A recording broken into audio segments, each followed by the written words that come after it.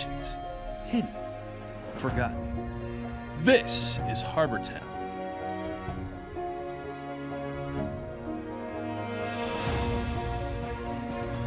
Harbor Town is an all-new series from Miniature Building Authority, the leader in tabletop gaming scenery. Unique, flexible, and playable, Harbor Town will take your games to a new destination.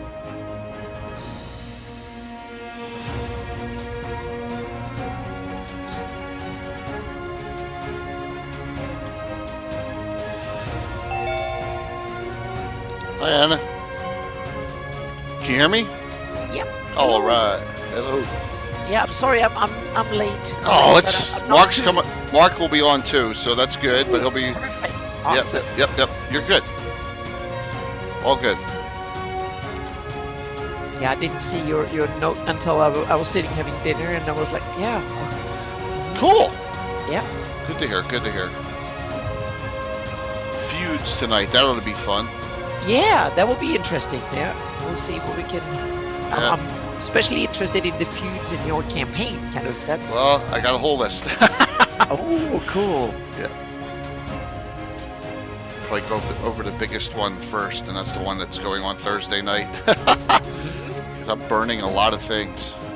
Yeah, it was a good session last time. That was Thank you. yeah, so much fun. It was I've rarely seen so much and heard so much laughter and awesome creative silliness at the table, so to speak, without getting out of hand. Well, that's good. That's good to hear. That's part of the balance, I think. You know, we have. Yep. So awesome here. Let's see, something's wrong with my. I have to make sure I have some water and I have some cough drops. I got all my drink stuff here. Yeah. Just make sure it's football night, so I don't know how that's going to affect things. That's true. Yeah. I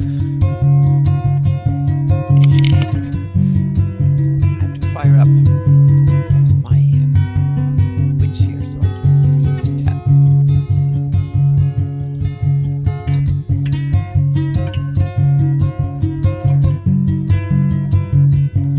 Minnie's been fed, walked, and I was hoping that I would induce some food coma, but she's not really in food coma yet. But yeah.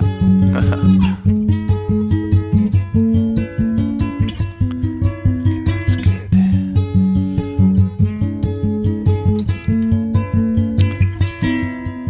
All right.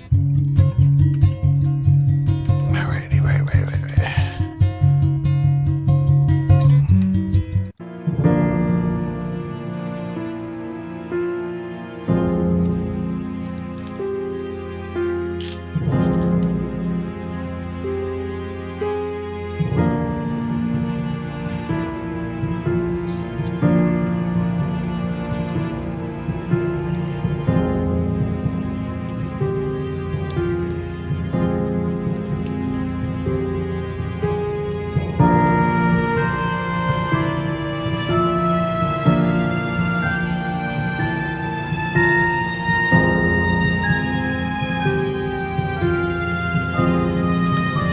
Sprocketeer made something funny. It's in my channel Discord.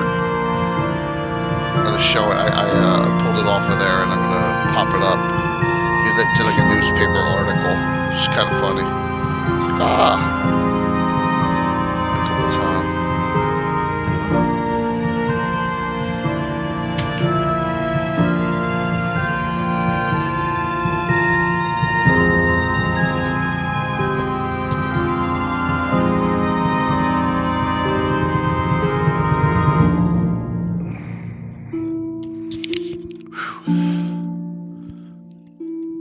I'm not allowed to talk about the football game because Mark's an Eagles fan and he hasn't seen it yet, so I can't talk about it because he was away and so he recorded it. So, but who knows? Maybe someone will say something. Yeah, well, I can't spill anything because I don't even know anything about it. So I'm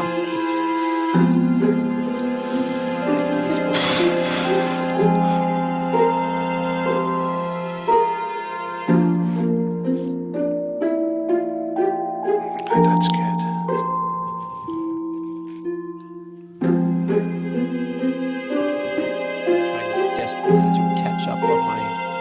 some changes in the press project. So I'm sorry, was that? You had some changes in what?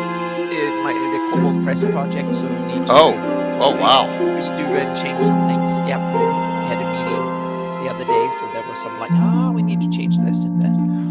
So now I need to scramble and get that done. But it will be for the better.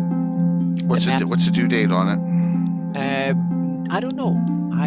Well, the due date is like 6 months ago, but we're still working on it. So Oh. no clue when it's going to be kickstarted or published or anything like that. So we're working in the dark yet when it comes to that.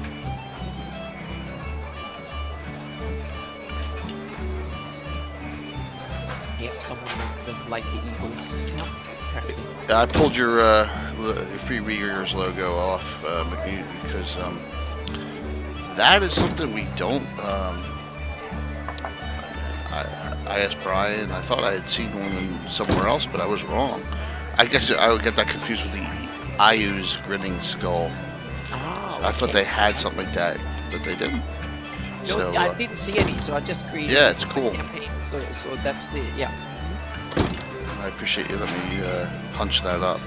Well, yeah, I was thinking if we can maybe if we get some positive comments, then I'm thinking. But I have a whole range of stuff that has been on my campaign map when it comes to heraldry. So I'll talk to Ryan a little bit too, and then we'll see. So I could probably take a whole bunch of that, and put that on my public map. Because it's kind of time. I have almost all the provinces, former provinces or Great Kingdom and stuff have heraldry and stuff. So it's I probably have almost 50 heraldic signs and stuff. I think that I've done something in that range. And I think it's only 10 or so that are on the map right now. So there's more. Nice. Yeah. Feuds tonight. Try again with Earth Journal 31. I think it's 31. There's a 30. It's 30. 30. Coming out? Or is Yeah, it their already Journal out? 30 coming out. It's the editions.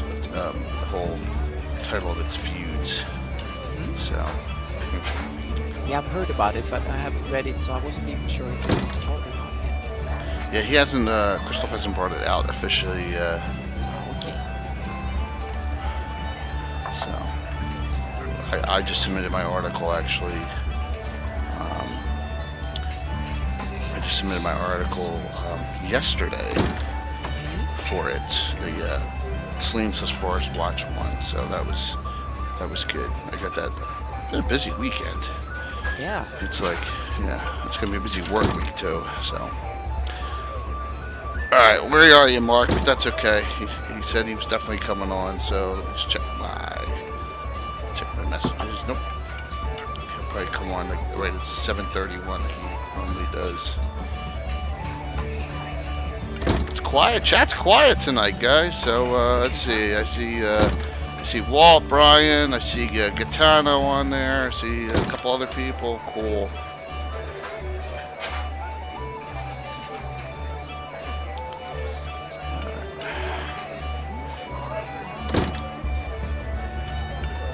It's good. Yeah, you have Everyone's so much. everyone's got football hangover right now. That's what it is. Yeah. First week of the season. So, what's up, Jimmy? Jimmy, you on? You good for 2 weeks from tonight, right? That's 2 weeks from tonight, 22nd. Cool. Next DM roundtable discussion is 2 weeks from tonight. So Anna, keep that in mind. 2 weeks from tonight. All right, cool. I know you're cranking out games there, Jimmy. Appreciate you hopping on. All right, I'm gonna hop on a minute early here. It's not gonna kill anyone, right? We're still. Whoops. Ooh, that was. Boom. There we go. Hey everyone, I'm Jay, aka Lucas. I got Anna Meyer with me here. The great Anna Meyer. I'm going to be utilizing a lot of her maps tonight, and then Mark's supposed to be on any second. So this one's going to be interesting. I think I'm going to bounce around a lot on it, and that is Feuds and Greyhawk. And a couple of people asked why am I, hey, Gaetano, what's up, man? Why am I doing feuds tonight? Well, I wanted to tie that in with what's going on with the newest Earth journal that's coming out. I believe it's got to be 30. It's 30. Uh, they did Folks for number 29, Feuds for number 30, and Factions for 31. So I figured I'd pop in a show that tied in with the feuds of Greyhawk in our campaign and in published sources. So Aaron is great for some published source stuff because us, like, I don't know anything about Living Greyhawk on at all. So I don't, who knows. But so Anna, what is your like the most notorious like rivalry or feud? It doesn't have to be like a war, but like that you think of when you think of Greyhawk. What do you think of first? Well, we have one of the things that slipped out of Greyhawk into general fantasy that was kind of invented in Greyhawk is between the elves and the drow. Then that's kind of that's a good one. Yeah, so that's one of the, but the interesting thing is it's so ingrained in the two races, but it's not being portrayed much. It's like the drow hangs out and do their stuff and the elves do their stuff, but it's one of these kind of mythical kind of feuds that are there, so to speak, but not really part in living memory and history.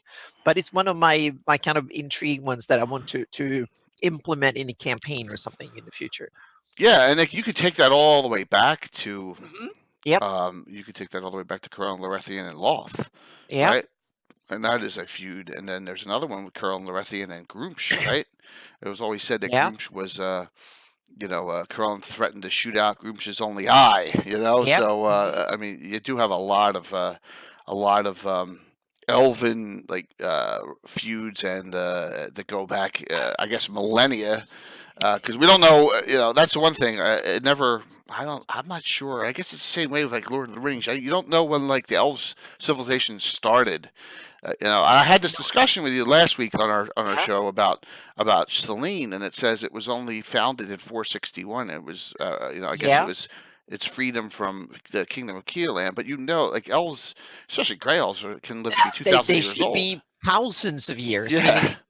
Many millennia. To have a kingdom 100 in our game, 160 years old is very young for an elvish kingdom. Yeah, and but so, maybe look at it like if you look at it in the real world example is like you have the Western civilization have been around now for at least like 2 millennia, but the many of the leading countries like America is not even more than a quarter of a century old. So the civilization might be around way longer than a particular country, so to speak. So elvendom in the Flanese might be 5,000 years old, but none of the current countries have existed that long. It's strange. I know that the common, there's Bakluni, Sulish, Iridium, there's all these different calendars, and some of them are 5,000 years old. So I mean, I think that kind of shows that they're more history back in the. Eric Mona wrote a story about elvendom in the Flanese, and I haven't read it in like the past 5-6 years or something. But there's some interesting tidbits back in the day. And it's probably available in Cannon Fire or somewhere where I found it first. Well, that's it's good to find that data out. That there was a lot of different authors that brought out information. Like you find, we talk about a topic tonight, and then there's something that hey, this was put in this and that, and that's good to know that like there's especially with Greyhawk, there's a whole slew of old contributors, whether it's Rob Kuntz or Gary or Dave Arneson or whoever, when Mona was in that middleweight, Roger Moore. Roger E. Moore, yeah. Roger E. Moore was a huge one. Carl Sargent. So, I mean, it just depends on the time frame. I'm trying to hold off on the Harby talk until Mark gets on, but we were going to talk about like our main ones in our campaign where we were, and it ties in pretty well with what we have with the Order of Ulek, our knighthood. Is like we have these spheres of influence, and they're there because there's something going on, and that we adventure there. So it kind of you can tie that in real easily with. Yeah. I haven't started the scroller at the top because I was trying to wait for the heart. But if he's gonna be running, hey Rethix, what's up? How you doing, man? Good to see you. Sprocket, hey, all right, so. I'll show this multiple times. So Sprocket's on, and he did this, and I thought it was. I mean, I laughed. I left my behind off on this one. So, so you got the Harby map up here. All right, so Hardby is the big thing we're doing now on Thursday night. The Michael Baton is missing, but there you are. Good to see you, man. So, how do you develop a feud in a campaign, right? Well, I think I've done a pretty good job of this one. So I got it screen by screen almost. But thank you to there we go, Sprocket. I'll show this again. Oh. But there you go. Michael Baton's still missing article on the Greyhawk or whatever. That is so awesome, man. Thank you. Yeah, the second column says the City Watch spokesman said, "So what? Never liked the guy. Pass the mead." That is so fantastic, man. Thank you so very much for that. Yeah, absolutely. I clicked it in Discord and then I saved it onto the screen, and it is awesome, man. So I really appreciate that. But this has been developing for over a long time because I'm not sure if any of you are watching or aware of the background. It's mostly out of the Slavers reference, and I just got this. I got a deal on this. Hold on, I got it in shrink. I got one without the covers falling off, and it's not a reprint either. So there we go. Woo! Just got that. Got that at the Days of Nights in Delaware. A great place. Hey, Gitano. Yep, it is funny. So, the Slavers reference talks about Alita Norbalos and what's going on with Elena Norbalos, who's the head of the Gynarchy and the Throne of Wood, and she's basically the de facto ruler of, and this is where there's so many different versions of Harby, where the merchants are taking over it, and that happened to live in Greyhawk, or Greyhawk City itself has come in and has all these troops here. We kind of like ignore that a little bit. We say that there's influence there, but we kind of like the Harby in the old way out of the Slavers reference. I don't know if I'm a fan of I don't know what you think, Anna, about that, but I'm a fan of the old way Harby was run with the Gynarchy. So yeah, it's kind of they started with the during the Carl Sargent era when that was downplayed a bit, and then in Living Greyhawk and stuff, it kind of got subsumed a little bit due to. But I love that part too. But it's not really that one need to be completely taken over by the other one. So I think Brian Potts had a cool idea, simple saying that, well, they just want to continue their magical research or whatever. So instead of they don't want to run a huge domain and an empire. So they outsource that to Greyhawk. I think something along those lines. But but you can also see it as when the world gets unstable enough, then Greyhawk City and Hardby kind of need each other, because the city of Greyhawk or Hardby can play the outside connector for Greyhawk to the rest of the world. They are the deep sea port, and they kind of a good partner. Greyhawk is the big hub of the world, but Hardby it's seaport, so to speak. So it's a kind of an extension of Greyhawk when it comes to trade and being in the middle. That's how I see it. So they're kind of codependency that way. They don't maybe not like each other. They run different by different factions, and so there is a kind of a feud, but they also, for economic reasons and trade and stuff, they need each other. They're absolutely. So that's why I see it that they would never fight a war against each other, but they also they want to control and dominate and influence each other, but they're very different in nature. And it's kind of interesting that the Greyhawk is kind of the seat of wizardly power, and Hardby is kind of the source and domain of sorcery and seed of the pants wizardry kind of magic, and it's kind of, there's a lot of interesting dimensions, but I see them both as run by a lot of business interest and money and trade, and business interests tend to be pragmatic. Whatever makes them earn money, they tend to support. That's true. That's real. That's real true. Um, but there can be stuff going on behind the scenes Oh, always. definitely, and that's the cool thing, because especially Greyhawk is so large that they're and I think Greyhawk has a lot of things similar to Switzerland in World War II and others, and Hong Kong in these days, meaning it's centrally located, and it's also a small. It has a huge economic power, and it's a huge metropolis. But when it comes to worldwide political influence and stuff, then it's not that big, so to speak. Big countries like Burundi and IUs and stuff, they have way more political power in the world. Hi, Marco. Hello. Mark was having camera issues again, so but he got Uh-oh. that. Yes. Yeah, we'll see. So So- I see it as kind of interesting that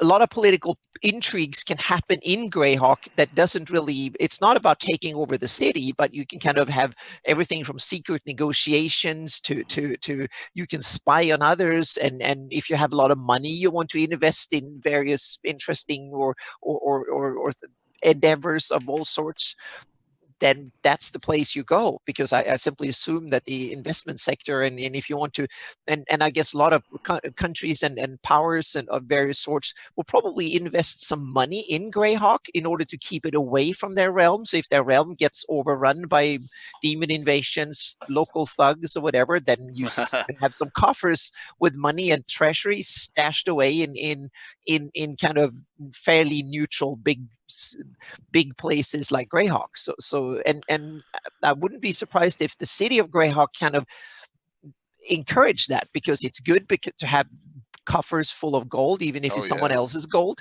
because that also insurance policy that others will not come and invade if their gold is sitting there. So that builds kind of an interesting codependency too. So to be the negotiating and secret spike hub of the world is kind of interesting. So yeah. And what's really good is it ties in with what you just said. There's a lot of tie-in with us because we have a feud or rivalry going on between multiple thieves guilds and the assassins guilds between the two cities, which we're going to discuss a little bit. Yeah, and they're both big enough so they can have all these guilds. Meaning even Hardby is big enough that they have a thieves guild, they can have an assassins guild, they can have all sorts of other guilds and associations and stuff that will be rival or cooperate between each other. And one of the kind of awesome example is in Saga of Old City, Gygax's first novel about the Greyhawk City, when you have the feud between the Thieves Guild and the Beggars Guild. And that was an awesome depiction of medieval feud between guilds that had overlapping interests. And well, what's really cool is we brought that back, and we're going to talk about that one a little bit too, because we brought that one back. So Mark was not here Thursday night because it was his anniversary and he was away for it. Congratulations! You know. So anniversary, awesome. You're going to get to hear a little synopsis of, and the question out there, I was waiting for you to get on, was how do you develop a feud? Well, I'm going to show you, right, Mark? We're going to go. So. One more time, here it is again. Hey, Taco. Hey, John, what's up? So, yes, no problem, Taco. You got the case. I'm glad to see you got the miniatures case. And by the way, guys, Thursday night is the $75/$25 Miniature Building Authority gift certificate giveaways, $75 for subs, and it's accrued points. The more months you're on straight, the more points you got toward it. So that's the only one that works that way. And anyone can win the 25, and that's one straight up.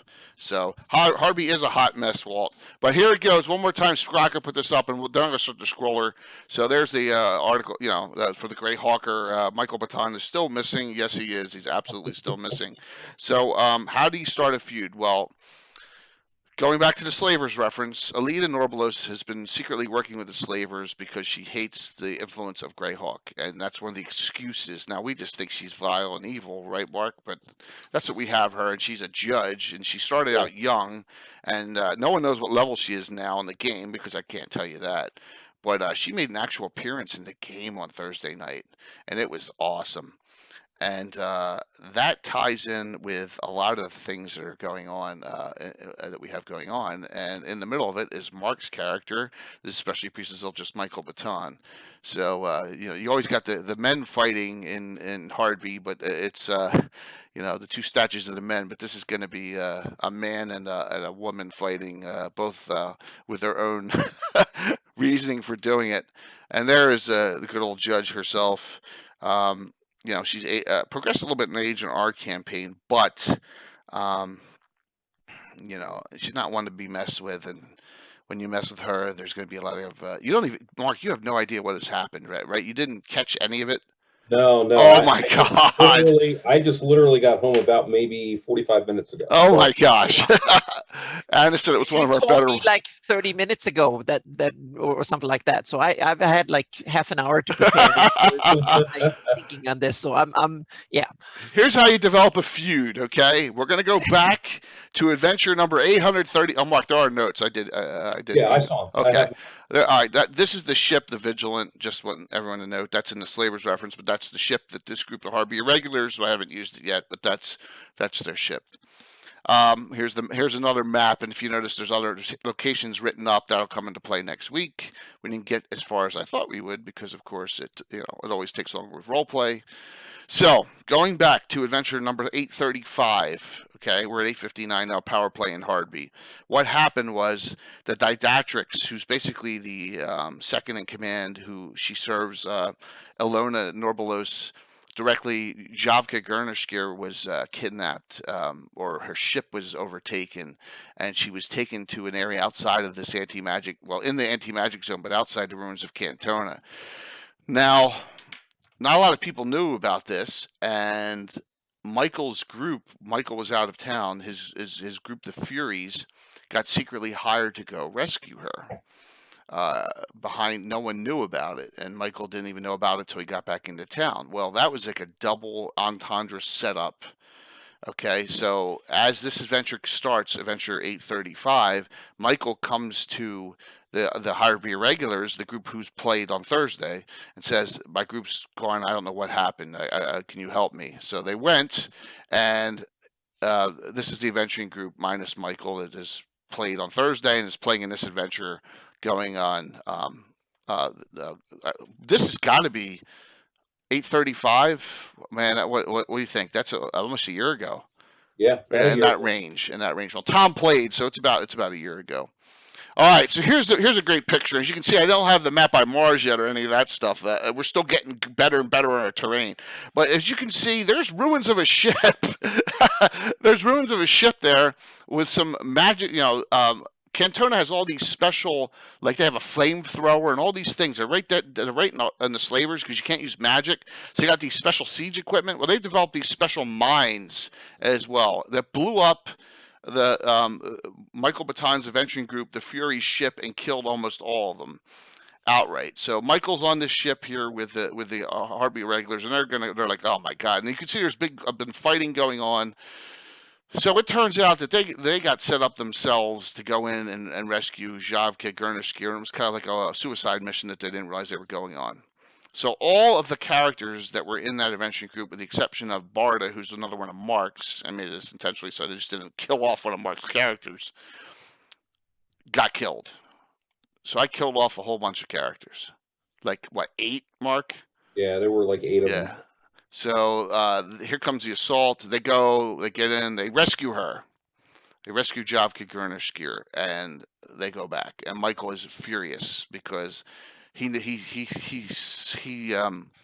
believes. What's up? Hey, Gargaman, what's going on, man? Good to see you. He believes that Alita's done this, and he's going to get revenge on her for this. So this is how you start something. Yep. All right. So, and then we go he wasn't even furious. He was seething. Yeah. Absolutely. Yeah. Of course, me being the evil DM has kind of set this whole thing up and the wheels of motions. Hey, Greg, what's going on, man? Hey, nice talk the other night. I really appreciate you getting on Facebook Messenger with me and talking for about an hour about stuff. That was really cool. So thank you so very much for coming on. Like I said, guys, you got points at the bottom. There's a wizard that says hype. That's our Order of Ulek points. This is a new test. by Twitch. It is in alpha and beta, and we got put in the program. I've only seen one other streamer. I've looked through a whole bunch of them. Only Scraticus is the only other streamer I've seen with it. So we were really happy that we got in on it. But you can do all sorts of goofy things. If you press on that, you can look, and then you can do all sorts of things with your points. It's kind of just like a neat thing. So I've been putting sunglasses on our heads. The Bill head, Islandfeld head's the best looking one. Yeah, the other ones are kind of off, the Tim head and then my head, but we're just having fun with it. So there's all different sorts of things you can do with the points. So we go to the next adventure, which turns out to be number 849, Michael Baton's Revenge. I went a little too far, but that's okay. And Michael hires the group, the Hiltless Swords. He finds out information about a ship, the Heroine, and he finds out that it is a secret slaver ship that comes in and out of Harby, and he knows that there's information on it that is vital to him getting back at whoever had his group killed. So he sends his group on it. Now he has a special magic item, mana, and you can tell the world. Mark, go ahead. What's the item you have so you can really scry on the whole thing, or just pop in there whenever you want? It's a very powerful item. He has what's known as a Mirror of Mental Prowess, which basically is a magic mirror that allows you to use it as a crystal ball with clairaudience. You can use it as a portal to get to different places. And so it allows him to find out information on all sorts of areas. Yes, so he can. It's like a souped-up crystal ball with teleportation without error features on it, right? I mean, it's a very powerful item. So, guys, we're talking feuds tonight. So, if you got any coming up in canon or your own, please bring them up if you want to ask questions. So they get to this island, to the east, in the Woolly Bay. They track the ship. They land their dinghy boat there, and it turns out half the island is. Look at this. We even have Tim coming on tonight. Awesome, dude. That is like, dude. That's like a Leisure Suit Larry shirt, man. You heard me on by saying that no one will show up, and your whole Tim said, "I'm not coming." It's awesome. Yes, This awesome. I heard there's a feud going. Yes, on. we're talking about the synopsis of the Michael Baton Alita feud. Half the island, as you can see, there's undead bones everywhere and stuff, and undead monsters, is run by this necromancer. So the other half of the island is run by slavers. So the slavers have a great threat. While you're here, if you give us trouble, we're going to just give you the necromancer, and she's going to animate you, or kill you and animate you, which is kind of like a deterrent of all deterrents, right? So they kill this necromancer. It turns out she's from the Coven, which is near High Pass, Anna. A lot of people don't know about that. That's in the Slavers reference as well. So, lost your whole band. Oh yeah. Yeah, he's talking about the red. Oh yeah. Tim, yeah, we haven't even gotten to that yet. That was awesome. Yeah, that was kind of. That's why they were called in red shirts. Get it from Star Trek, there, Greg. Hey, Jeff, what's going on, man? Good to see you. And you guys will be playing tomorrow night, which is awesome. So they get, and there's a lot of fighting going on here. A lot of Corsairs. There's the Heroine. There's the Heroine. Remember, Anna? You go, a cannon. The Heroine shooting a cannon at them. Remember that? Yes. So they have smoke powder and they have a cannon on the ship. So eventually, Michael shows up and tells them to kill everyone, including the slaves. They wouldn't do that, but they killed all the slavers. They sunk the ship, and then they took the cannon and hid it in the ballast of their ship, the Sorcière. And I was shocked that they did that because it has the scribings of the Heroine on the cannon. So we haven't gotten to that yet. Yeah, look at Tim. Tim's like, never leave evidence, right? So. You learn over time. It doesn't make a difference how clean it is you think you are. There are always some sort of evidence left behind. So now in reverse, we get to this point. We get to Thursday night, adventure number 859. Oh, by the way, guys, we bounce around a lot. We're not boom, boom, boom, boom, boom with groups. We have 19 adventuring groups for any of you who are new. So we like to bounce around a lot. So that's why I'm kind of doing this feud synopsis here. This has really happened, okay? One of my players at the table, so Mark can limit it to everyone there. Alan, Bill, Tim, Tom, Walt, okay? One of them said, I hate Michael Baton's guts. This is, from we were there. I don't like the guy. I'm going to go onto the docks disguised, and I'm going to rat him out. Exactly what he did. Okay, so can you imagine? So that is how this got started. Is that someone? What is that, Tim? You're not worried? You got no sound. Oh, okay. Yeah, I know. I didn't want anyone to hear a pin code I was giving my wife. So oh, okay. No So- lip reading. No lip reading either. So yeah. That's awesome. So, in all fun, which I think this is hysterical, he goes to the longshoremen and dock workers, and we all know that they're involved now because of what happened at the end of the night. And they get this information and they send it up the chain, and it goes all the way up to the top. Well, guess what? The people at the top, persons at the top, have had enough of this interloper. They're going to make an example of him, and they're going to make an example of. And Mark doesn't know any of this, Tim. He has not watched the show yet. So here we go. The temple of Zolchus has been burned to the ground, with all of the priests inside was locked in, except for, well, you don't know if Michael was in there or not. One prefect who's lying there that Doror saved out a window survived. So they're all dead, Mark, and the temple of Zolchus has been burned to the ground. Now, there was some collateral damage. Yes, you like this? Yeah. Okay. What's up, Frank? Hey, Timmy, Naz, what's going on? Emergence of a problem player. Well, guess what? We can talk about that in 2 weeks during our next DM's Roundtable. Woo! So, that woman with the two kids next to him is Alita with her special guard, saying what heroes you guys are, because the house next door caught on fire because of the greatness of the fire. They went. Jocelyn and Doror and Kelvin went and saved some of the children, and there they went in, and then the two boys. Are you ready for this, Mark? Named Petey and Johnny. Said Okay. pointed at Jocelyn and said she started the fire on the church. We saw her.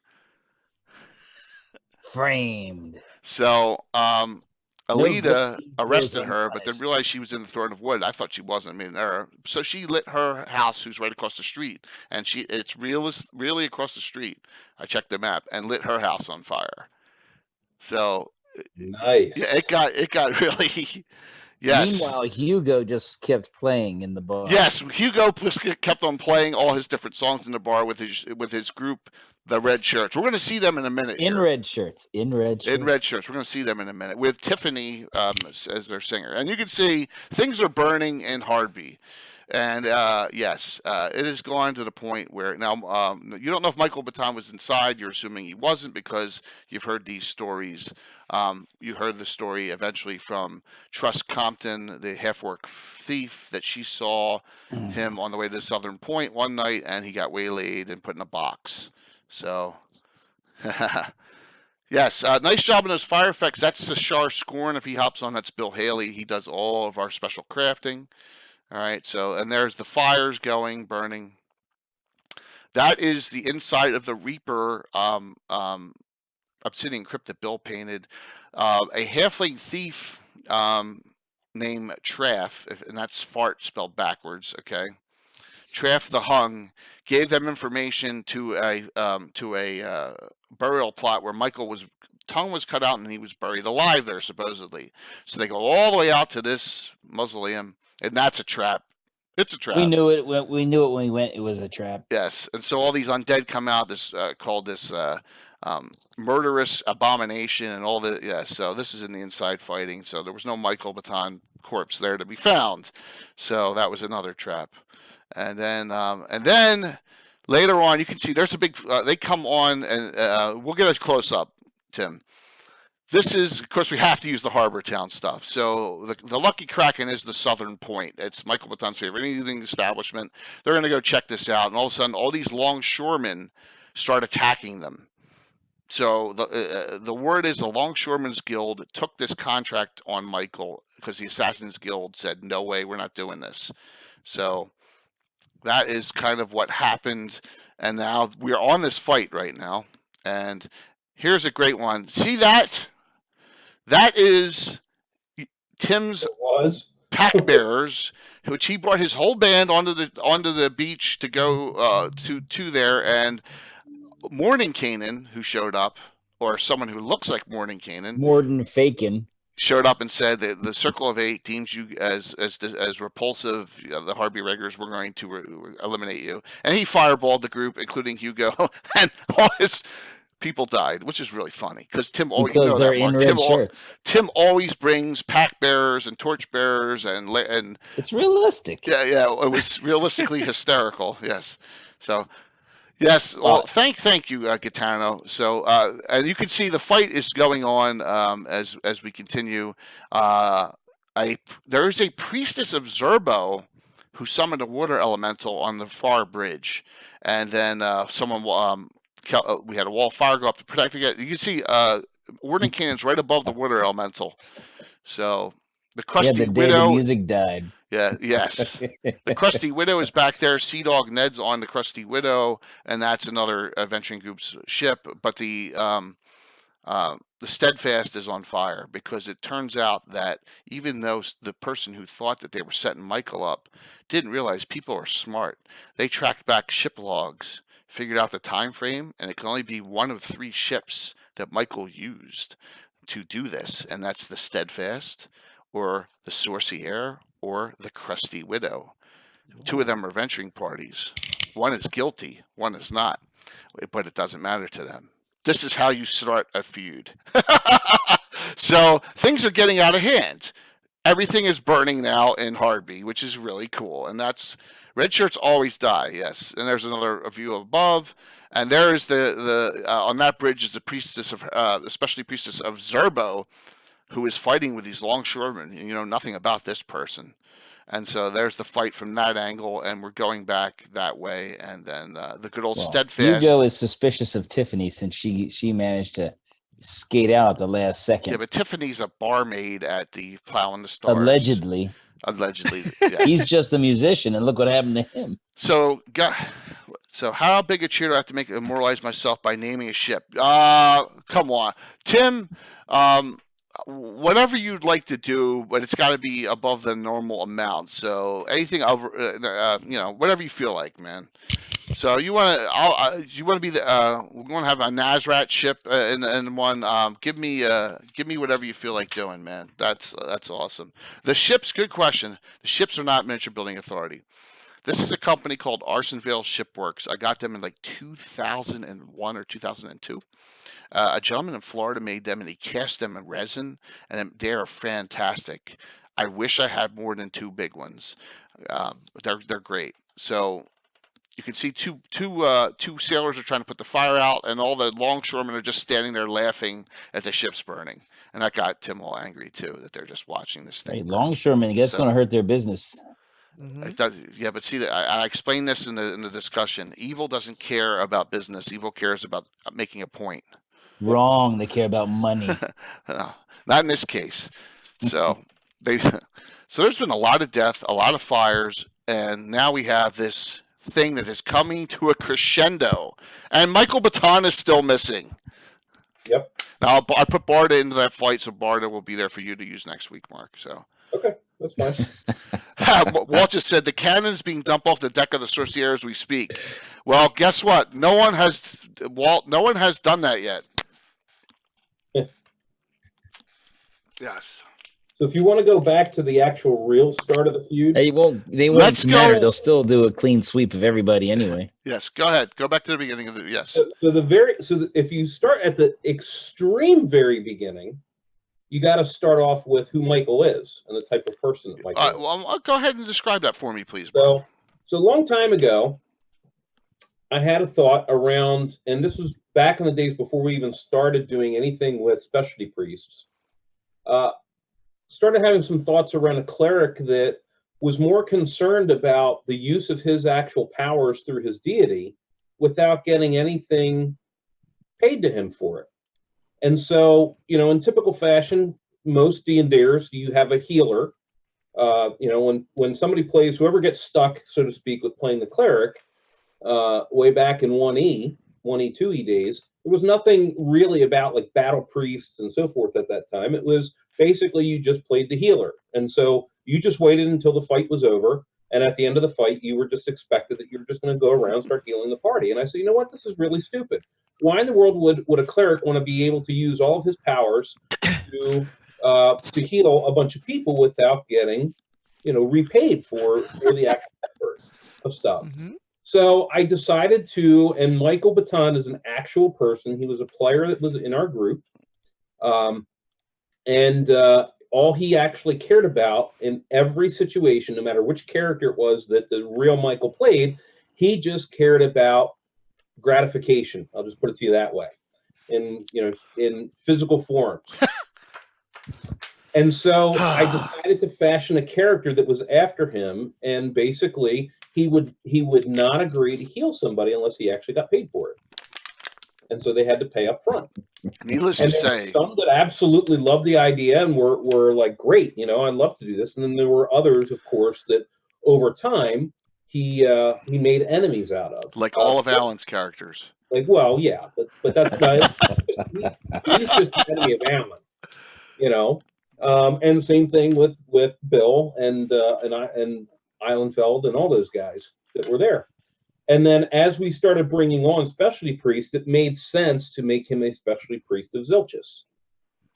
And the funny part of it is he has other abilities to negotiate terms and determine. Yes, he does. Specialty priest of Zilchus has some good abilities. Absolutely. Detect and they treasure. To their advantage. They're always about appraisal. Get out of our face, blah, blah, blah. So it's like, okay, if that's how you want to act, in the end, you're going to see who's going to win. Yes, but that is the start of the tension and the feuding with the player characters in the parties involved, not with the head, some of the higher ups in Hardby. So Michael basically makes enemies of everyone, but that's part of the fun of the character. Just being himself at the end of the day. Absolutely. So and Tim, Tim has Hugo and Crystal Ion, the secret children of Skeeve on this, and they're scared shitless. They're gonna run home to mom and dad, which is not in Hardby. They were kind of hiding out in Hardby, and now Hardby is no longer fun anymore. So they're like, this stinks. Yes. So Anna afterwards said, "Oh, this was a good one because Anna loved all your songs, Tim, and loved all." Oh yeah, that was awesome fun. It was such a cool session because there was so many different non-traditional ingredients in it. It was a lot of humor, a lot of and it's kind of fun to make some rock and roll and fantasy at times. That was awesome. Yeah. Well, I only scratched the surface of all my song titles, so now that my band has been Fireball, that's definitely going to make some other songs. Yeah, it's like drinks and song names are kind of an awesome way of getting a game going, so to speak. It was the same thing on the Legends and Lore show. As soon as someone started talking about different drinks and what the alcohol could be named and brands and whatever, then the whole chat took off. So it's yeah. Mm-hmm. You see, and now Walt and Naz and Rox, I know, say Walt loves Michael Baton, Colby 609, and we know that Rox, and we know that even Catano loves him, and we know a lot of people online love him and it's just like how much they love Fritz because they love the anti-hero, right? They are, and Gilthinus, they're anti-heroes. It's like liking Newman on Seinfeld. Exactly, that's true, absolutely. So. Hopefully they find Michael next Thursday. I don't want to ruin any of this because I'm having too much fun. But this fight, we'll see how this fight goes because this fight could get really nasty quick. And I just want to go on record that Jay had covered. He didn't tell me what was going to go on, but nothing. He does. If Michael dies in the end, he has already my consent as far as going off and killing off one of my characters. For as much as I bust Jay Stones about killing off characters. But you know that's not going to happen unless well, no, it could. the party members might. Possibility of happening, but yes, everyone will have to tune in next Thursday, and with the NBA gift certificate giveaway the same night, it's a double win. So. And then we haven't even had the stratagem giveaway this month either. So we're going to have 2 giveaways this month. So make sure you guys re-up if you haven't. It's half price, I think, now this month. There's some kind of Subway sub-special going on. Plus, if you guys cheer and use the Subway sandwich, it adds 10% to the cheer, just so you know. All right. So I'm having a blast in Harby. This is how I developed a feud. And this is... You're not fighting monsters here, right? It's a different type of adventuring. It's not a dungeon crawl. You're out there, and it's just person to person. It is about intrigue as well as politics in the end. Yes, absolutely. And the enemy can hide in plain sight. It's just like it's just the. So hopefully, after the fight, you're going to find something out extremely important, and then we'll go from there. So. And I can't wait to continue it. So, so that was the one I wanted to bring up first, and now hop to others. But this was one that I've been working up, and my guys will tell you all this. I don't do stuff for 3 weeks. I've been building up, just like the thing with sailing, just like some other things going on. It's multiple years in the making of adventures, long-term plot lines I like. It's hard to see them if you're not in the group, and that's why we try and talk about them in these shows. But I love the long-term plot, So stuff can go on for years before it makes a culmination in something. So. Yes, and Walt puts, I will find an infuriating way to piss off everyone to keep Michael alive. Can't wait. So, yes. Walt, I hope you're feeling better too, man. Hopefully everything's going okay. I know you were under the weather, so. All right. Next, let's move on here. So, guys, if you guys someone wants to bring up something canon, feud-wise, or someone wants to bring something up, I want to talk about this one next. This is an actual canon one.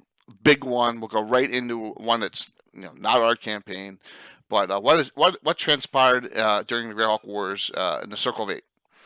Okay, a really, really interesting situation. So you got to do long-term plots, Greg. You have to do them, man. I mean, it's part of the fun of the game. You can't just be running adventures. And I said this before. My worst time DMing was when I was playing World of Warcraft so much in 2004 or 5 that my DMing really suffered because I was just running modules. I wasn't developing campaign stuff.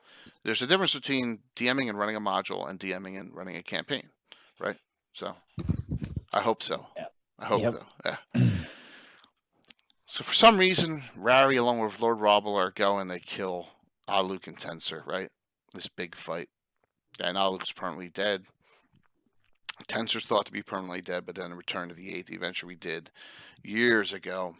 The Iron Brigade in Harby get Tensor back. The question is, why, right? Rary goes off into the Bright Desert. He's still there to this day in our campaign. But Robbelar has changed now, and Robbelar's not the same Robbelar, and it turns out that's explained in Expeditions to the Ruin of Greyhawk. I don't want to really ruin it for anyone if you run that. It was a 3.5 adventure series, but it was great. So, Anna, what's your thoughts on what happened here?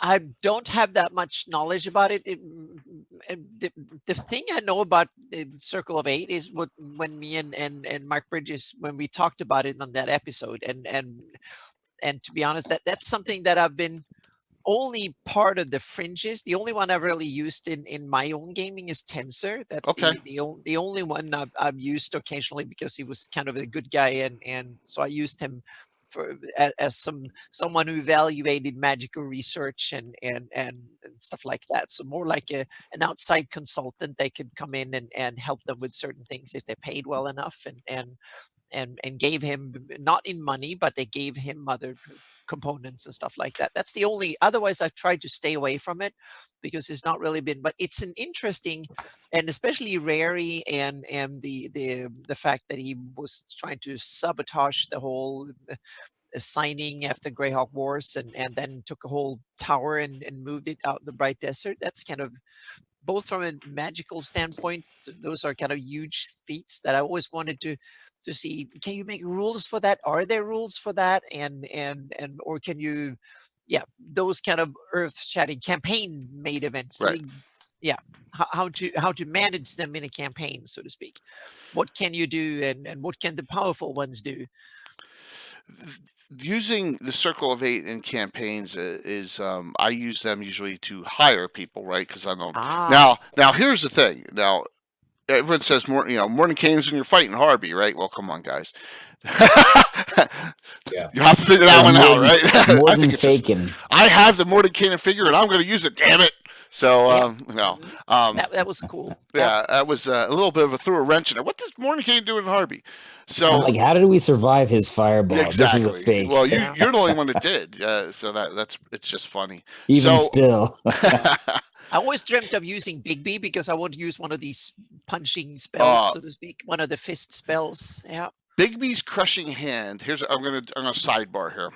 Back in the Monty Hall days, Bigby's crushing hand was what, Mark? Was what is used against every single archer at the very beginning. Woo! The anti-archer spell. Exactly. And Walt will tell you. So you have normally it's like a 9th level spell, Bigby's crushing fist, right? Or Bigby's clenched fist. One's 8th, one's 9th. So back in the day, archers are shooting out 3 hours per round with all these crazy, even more crazy than we have now, pluses. And I got tired of this. Bigby's crushing hand, boom, immediately, and you're stuck inside. People are beating on the hand trying to get them out. Yes, that was my anti-archer spells back in the day. Yep. So yeah, we used Bigby's clenched fist on the big battle against all the orcs. Yeah, Bigby. I thought you used Bigby's forceful hand and pushed them. No, Bigby's clenched fist was clearing a hole. Oh, okay. Oh, that's true. we ran into the midst of them.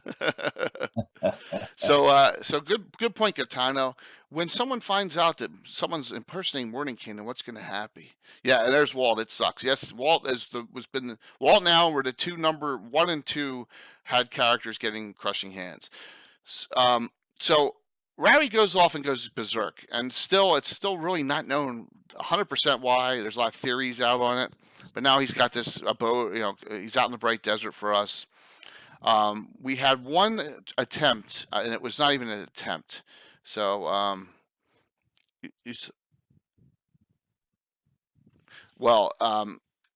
yes, you get Bigby's hand. See, that's what happened. Okay, I'm not gonna. I love all the different Bigby's hand spells. Tim, Naz, maybe you should reincorporate them into 5e and reverse them back, and then you could have them all. See, there's an idea there, man. That's what I would do. But they're super high level anyway, some of them. There's some cool Bigby's interposing hand, lower level, there's some good ones. You need to look at some of the Bigby spells that are in the Greyhawk Adventures. Greyhawk Adventures is one of the best. Yeah, those spells are great. Absolutely. We have a Greyhawk mage that Alan's playtesting now. And she's a priest, a mage of Nistel. So, yes. So I use the Circle of 8 to do hires on adventures. If we remember Anna, you, Mark, and Tim, who asked you to go deal with a Miracle of the Chaotic? It was Mordenkainen and Tensor. Yeah, they actually did. So they were the ones that on our fundraiser asked you to go. So that's the way I use them. Our one sidebar was Walt has this high-level character, Lena, Mage Thief. One of the first Walt characters. It's very frivolous, right, Mark, to say the least. So she goes to Mordenkainen and says, "I want to join the circle. What do I have to do?" And he said, "It's simple. Go kill Rary for us, and we'll give you a permanent spot." She goes, "No thanks."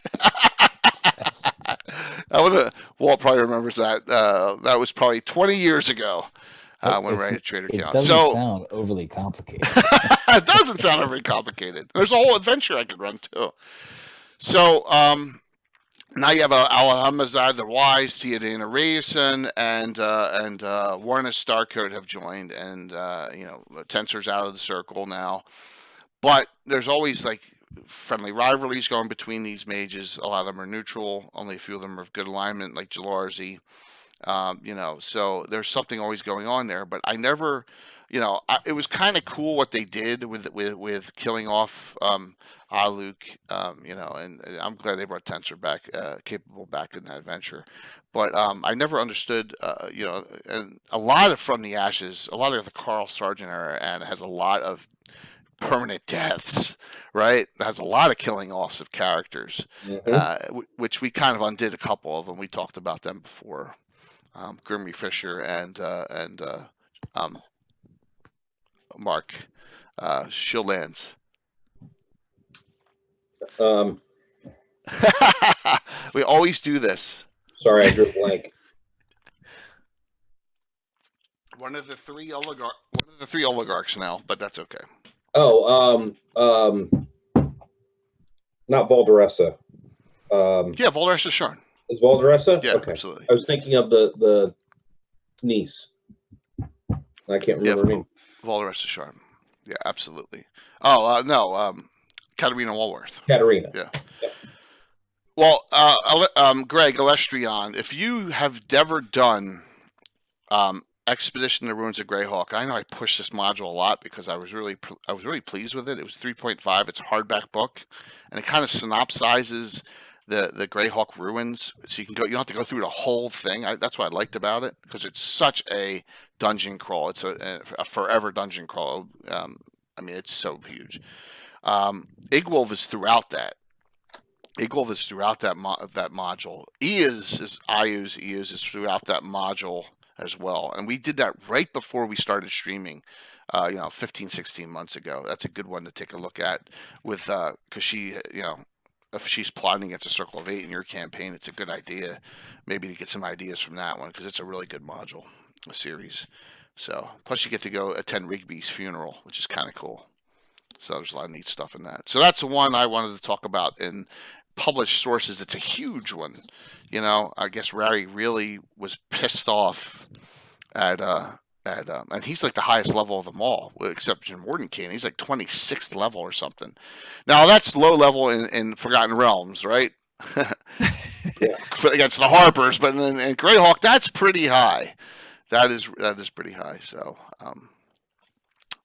anyone have any other questions about that one? Just wanted to pop that one down here. Oh, see, look, there's Mordenkainen himself showing up at Harpy. So, yep. Now that picture's taken right from Expeditions to the Ruins of Greyhawk. So, yeah, definitely was a good one. Okay, and there's our buddy Rary as well, and that's taken right from the Rary the Trader module. So, okay, Greyhawk, and since we're in Greyhawk and Harpy, let's talk. Anna brought up a topic earlier: the Beggars Guild. The Beggars Guild and the Thieves Guild. Theobald, King of Junk, right, is the current one, if I recall. And the previous one, oh no, he may be the one no, he's the one that's gone. Yes. Yeah, he was the one in that Gary depicted in Saga of Old City, and he was also in the City of Hawks. I think it was the parallel story that he wrote after he left TSR. Oh, okay. I think it's called the City of Hawks. I think they're both in both of the City of Hawks. Yeah. Mm-hmm. Cool. That was Theobald. Yeah. Theobald. Now he has a son in our campaign named Fendon. Oh. Yes, he does. And this adventure was called, ripped off right from a game show, Deal or No Deal. And this is another early one we did, and this is showing another building of a feud. Thank you, Zeph, very much for that follow. Another feud that we are working on, and Tim will like this one. This is a street, this is the street that Galena has her house on. And you can see this one house that juts out to the right on a little side street. There, the Grey Company in Greyhawk was approached by this individual named Fendon and said, I believe that hidden on this street is an entrance to a secret underground lair where a rod of a special magic item is held. I want it. I will give you the deed to this house in return for it. Now, of course, she said yes. She made the deal. Didn't say no deal. They go through the adventure. Oops, that was the only picture I had on that one. They go through the adventure and they recover it. It turns out it is Theobald's. I made this up. Theobald's King of the Beggars Rod of Rulership that was lost a long time ago. It's got all these baubles all over it, but it's a real Rod of Rulership. And Anna, you know how powerful a Rod of Rulership is. But this one was special, this Rod of Rulership. So he's been in divers all these years, seeking his revenge back on the Thieves Guild to come back and take his rightful place in the King of the Beggars, the Sun. So I've kind of started this one. This is like a little bit of I'm trying to rekindle that Beggars Guild, Thieves Guild feud. Now we'll see when we get back to this one. He's gone back to divers where he has a large amount of beggars there, and he's allied with the Thieves Guild there because the Thieves Guild there hates Greyhawk's Thieves Guild because everyone hates divers, right? It's one of those. It's like the pit of the world, right, Mark? Yep. Divers, we made it the pit of the world for some reason. We just said, what would be the equivalent in? It's Detroit.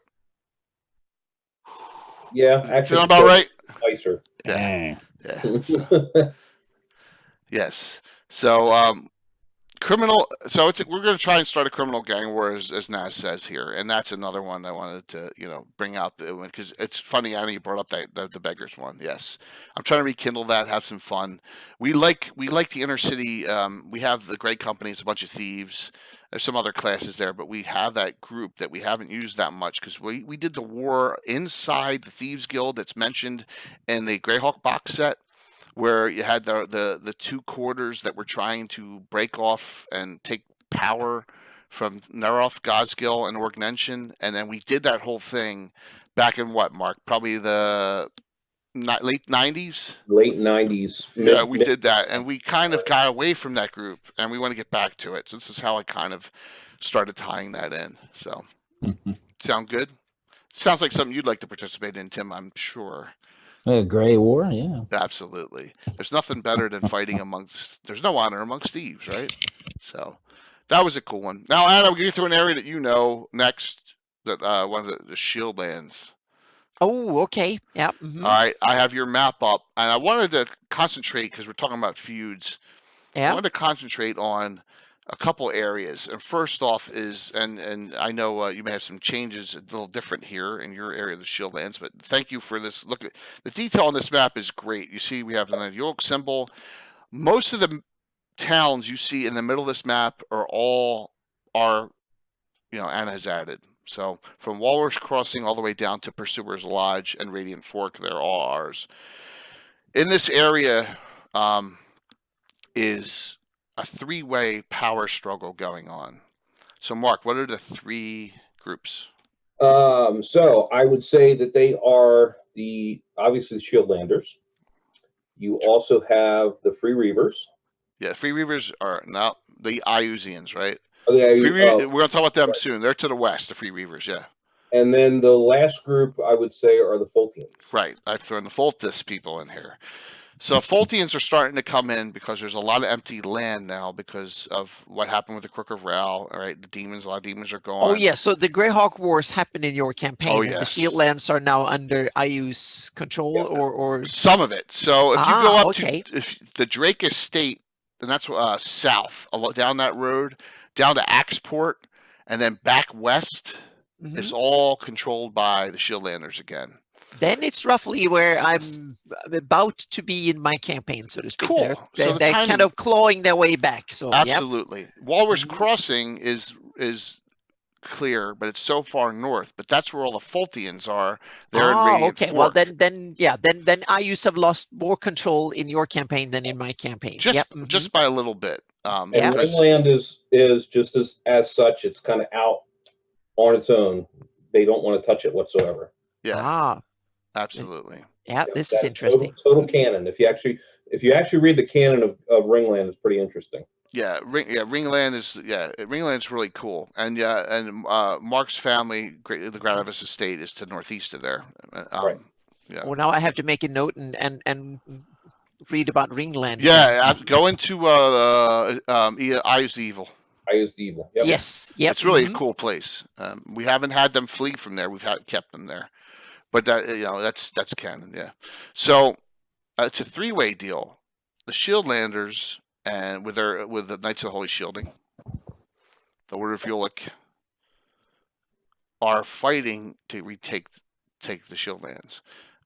The question they have is the following, and Tim, maybe you can answer this: are Fultians coming in as pilgrims, taking over these towns, a good thing or a bad thing? It depends. It depends on sometimes Hey, Stella. Like when you do chemotherapy, it says bad things to you as well as get rid of the cancer. So maybe they're a little bit more like chemo or radiation treatment. Yeah. Because there's a lot of side effects that you may not want to have. Mm-hmm. So are these Fultians the good variety or the more lawful variety? No, meaning, do they emphasize their lawfulness, meaning they don't care about good or evil, or are they emphasizing the good kind? They are zealots. Okay. They are zealots of. So basically, what you read about Fultus in regards to he being the light and the light. So they're more like the people up in the Pale when it's they're from the Pale doctrine that they don't care about the good or evil. It's just about the dogma of the faith, so to speak. So it is about bringing people to the light. Yeah. Almost Spanish Inquisition light. So the lawful, neutral kind of. Cold weather. Cold weather is Fultus's way of telling you to throw another heretic on the fire. That's right in the From the Ashes. And it's the From the Ashes box set has a great line. Yeah. It Have says, they become some sort of buffer between IUs and the Shieldlanders now? That's the question. Is that a good thing or not? And that's kind of the feud that I have set up in this. I don't just want to have good versus evil, right? I like to have good versus evil with someone else who's there who's annoying both of them. Right? Kind of like Saruman is in the Lord of the Rings board game, right, Tim? Yep. Yeah. Where he can be on either side in that board game. Yeah. So, so you got up here. Walrus Crossing was originally resettled, and they named it Light's Radiant Pillar. Remember, they renamed the town, but then most of them all got killed off in the events before David Gradavis's wedding because of the reappearing daily zombie army that no one could figure out how to get rid of. And we started that that was over a year ago that we did that adventure. Yes. So they bring the law, Gaetano, absolutely. So the question is this in Greyhawk: is it a good or bad thing? Right now, they're in Radiant Fork. We did an adventure there where they awakened this half-lich guy, and you guys had to go save him. And he had a special item. We'll come back here. So here's the adventure. Okay, we just did this one a couple months ago. They had to go to Radiant Fork, and the Fultians really wouldn't help them fight. They're guarding all the people in the church. And remember what Alan's character, the Dark Elf, did? What'd she do, Mark? Tim, you were on this one too, weren't you? The second week. Yeah, I think you were on this one. John came in. You were on this one. Remember, she area affected and told the guy to get out of the way, and she killed a Fultus guy. Yep. And they went crazy. Yeah. Yeah, I wanted to say that. Yeah, she did something that ended up killing one of them off. I don't remember the specifics. Yeah, she told him get out of the fight, and he wouldn't. He says, "I'm fighting here," and then she area affected him, fireball, killed one of the Fultians. And they wanted to arrest her, and they wanted to burn her. So, kind of, you always have these issues with Fultus, the lawful neutrals. It's their way or the highway. So, the fight kept on going on. They went up top. Fultus's way or the highway, Jay. Exactly. Yeah. The fight went up top. They're fighting demons. It turns out that this town, they awakened this lich, this half lich guy who failed a lichdom. And if anyone ever knows that, like Leonard Lakofka and Gary Gygax did this thing, how to make a lich. Well, he kind of screwed it up during the Greyhawk Wars. He was always the protector of the town, and they awakened him right before he regained his lichdom, and he got real pissed off and started taking out people in the town. So the irony is these characters have to go in and save the Fultus people. Once again, is that a good thing or a bad thing? It's probably slightly better than good thing, right? So never know. How do we get this discussion stream on the Twitch main page? I'm kind of confused at what that question is, man. Meaning when you go to twitch.com, you have to have 2,000 followers and or something like that. No, I'm confused at the question, Nixel. On the Twitch main page, where are you now? So it's yeah. Gaetano had the best comment. There's no fault of their own. That was the awesome comment. That's awesome. So, in order to create like a cool feud, throw in, if you're DMing or thinking of an idea, throw in a third party. Maybe that shouldn't even be there, right? It could be any campaign setting. It could be any game. It could be Boot Hill for all I care. It could be Traveler. They can have conflicting interests that run headlong into what the party's doing, and it doesn't mean they're bad. It just means there's now a conflict. Yeah, and I also think one of another key element in a good feud is that it has to have historical backdrop. That meaning there has to be a history. Meaning it's not the good feuds are the ones that have gone on so long that now they're just angry at each other for things that happened 2 generations ago and stuff. So you can, meaning in order to understand what happens now, you have to interview people, you have to do research, you have to go and talk to different ones to get the feud is kind of a puzzle to unravel in order to make sure that you don't, and if you start stepping in and taking sides, all of a sudden you have enemies you're not even aware of just because you take a side. Exactly. You can seed it by having someone who gets killed in an early adventure happen to be related to someone you run into later. And they know it was the party that did it, and so now they already don't like them. Yes, the diehard theory. Do things. They do things that get into the way of the party, but maybe they're not evil. They just don't like you, and they want to interfere with you. So then it makes it complicated because, well, I don't want to kill the other good guys, but they're really pain. So then it's and they get really annoying, and then that makes the party lash out at them. And another cool thing with feuds is a bit like in war, meaning your enemy's enemy is your friend, and that makes for interesting bedfellows when once feuds and conflicts get going. You get, that's why you need to have multi dimensions in each of them. Is like you can have several evil factions that hate each other as much as they hate the good ones, but in order to and even the good ones can occasionally cooperate or at least tolerate the other evil in order to because that might actually promote their agenda at the moment, so to speak. So it becomes multidimensional, and alignment is one color to look at it, but there are more ways, more dimensions to a conflict than good versus evil. That works good in a movie when you want to kind of simplify things because you want to package it for a 2-hour presentation for someone who passively watch it. But a role-playing game campaign can have way more dimensions than a movie, and even more dimensions than a TV series. Oh yeah, especially if it plays out over years. And that's what I try to do is I give my guys a little bit of leeway on, and I try to say usually about a month out, okay, what group do you feel like playing like down the road? And then someone will say, I don't always go super high, right? That's what he always says, super high.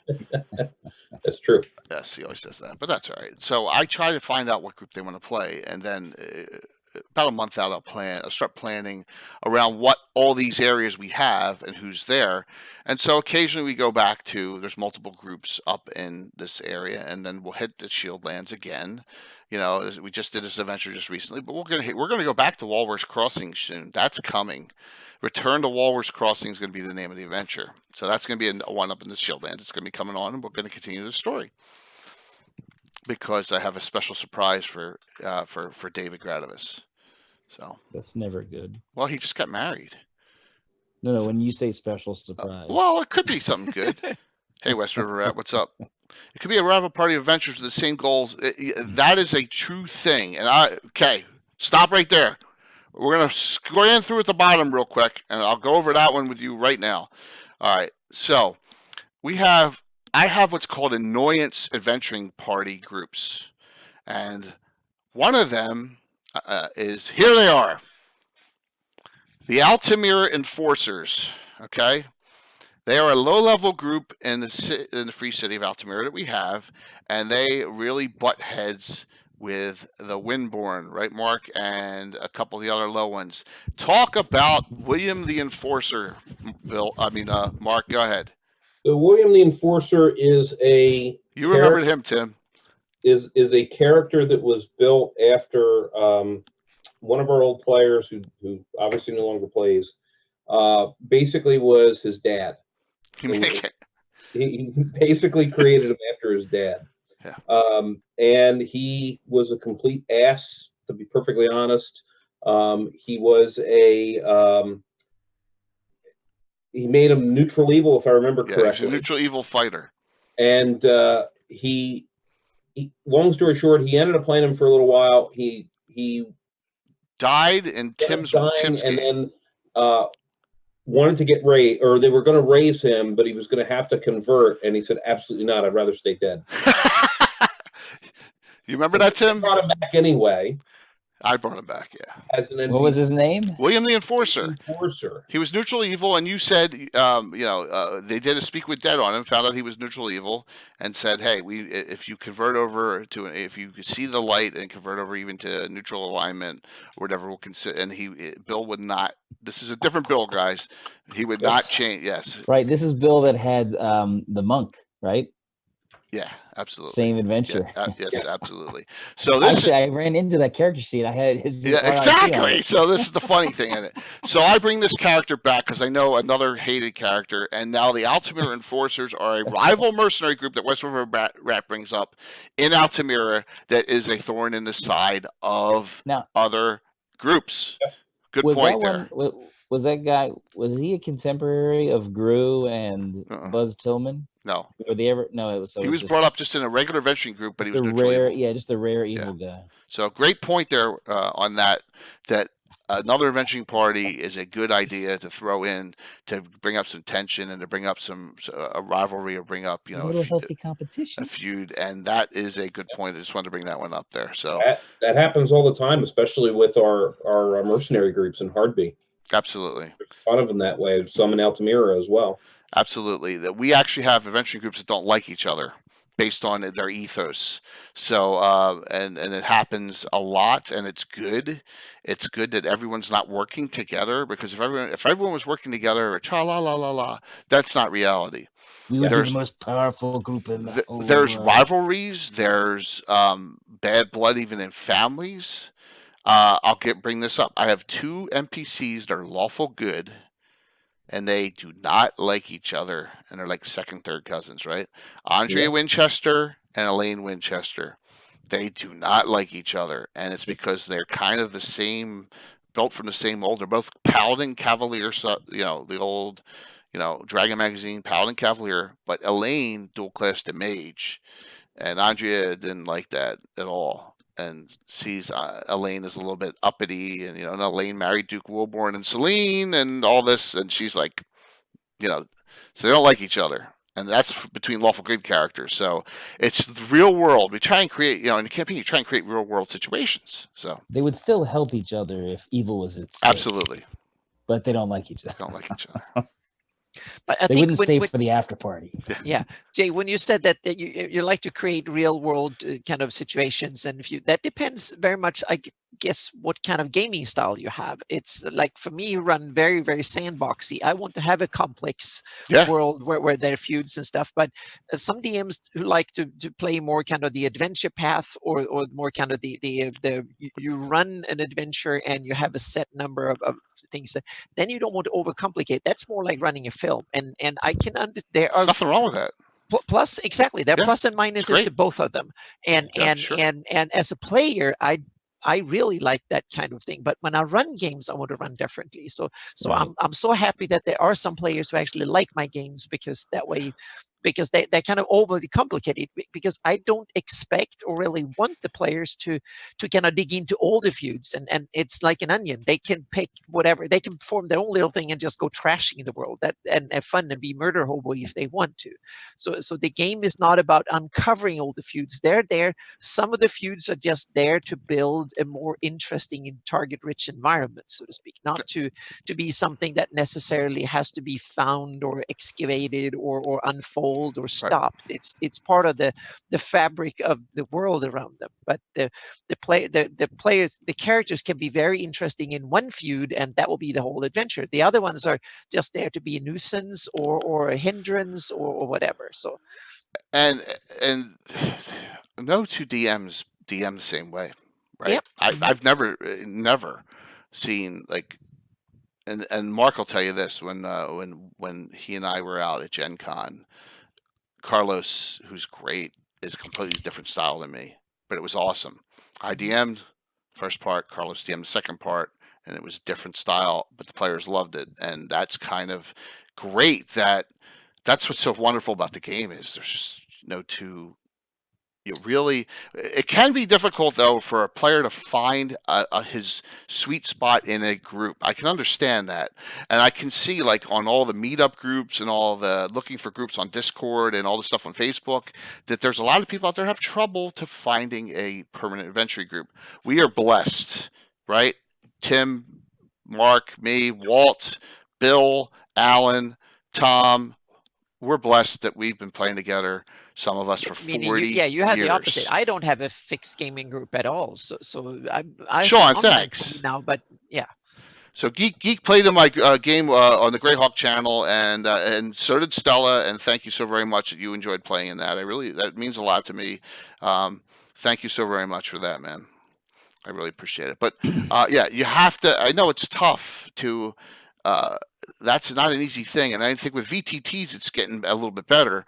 But some of this is not easy to do if you don't have a group that's a regular group. You can't really develop a feud in one adventure. You can develop an antithesis in one adventure, right? You could. I would suggest for that one, if you have a group, you can have a group that has some sort of marking on it. So maybe it's not that individual, but it's one of those guys from that. The red masks, they came in again and they stole the treasure right beforehand. So you don't have to have the same people. And if, you have a new group and they show up, you can kind of give a little backstory as to who they are. So you can have sort of this rivalry kind of built in without having to have everybody involved in the backstory. So. Right. That's true as well, Gaetano. I mean, you gotta, my guys are all veteran gamers, right? So, longer, more well-acquainted players, and so, but you can, and what Tim just said is a way of doing it. It doesn't have to be the same players, be the same name group of adventurers. Maybe it's a group of bandits or highwaymen or whatever. That are reoccurring, and you don't want to kill them off right away. One of the things that I learned is don't let an evil or a neutral aligned antithesis group go to waste. Don't kill them all off in one adventure. That just sucks, because then it's done. Curse you. You want some of them to get away, or you want them not all to be there. Yes. I mean, so that's a big piece of advice I can give. I mean, the Dark Brotherhood, who when we'll talk about them next, has been in my campaign for 40 years, right? And I'm just starting to really bring them back again. But yeah, you never met all of them at the same time, and a smart group, an organization's not going to have everyone in the same place at the same time, right? So the Pomarge, the Principality of Ulek, our own little slice of heaven. I'm going to blow this map up. Here we go. So you guys have all known since the beginning of the year, we have done the Return to Winchester's Bulwark. It's the front page of my, when you come to my channel and it's off, you see Andre Winchester's keep in Winter Scene. We did an invasion of her keep back in October, right? A year ago, October.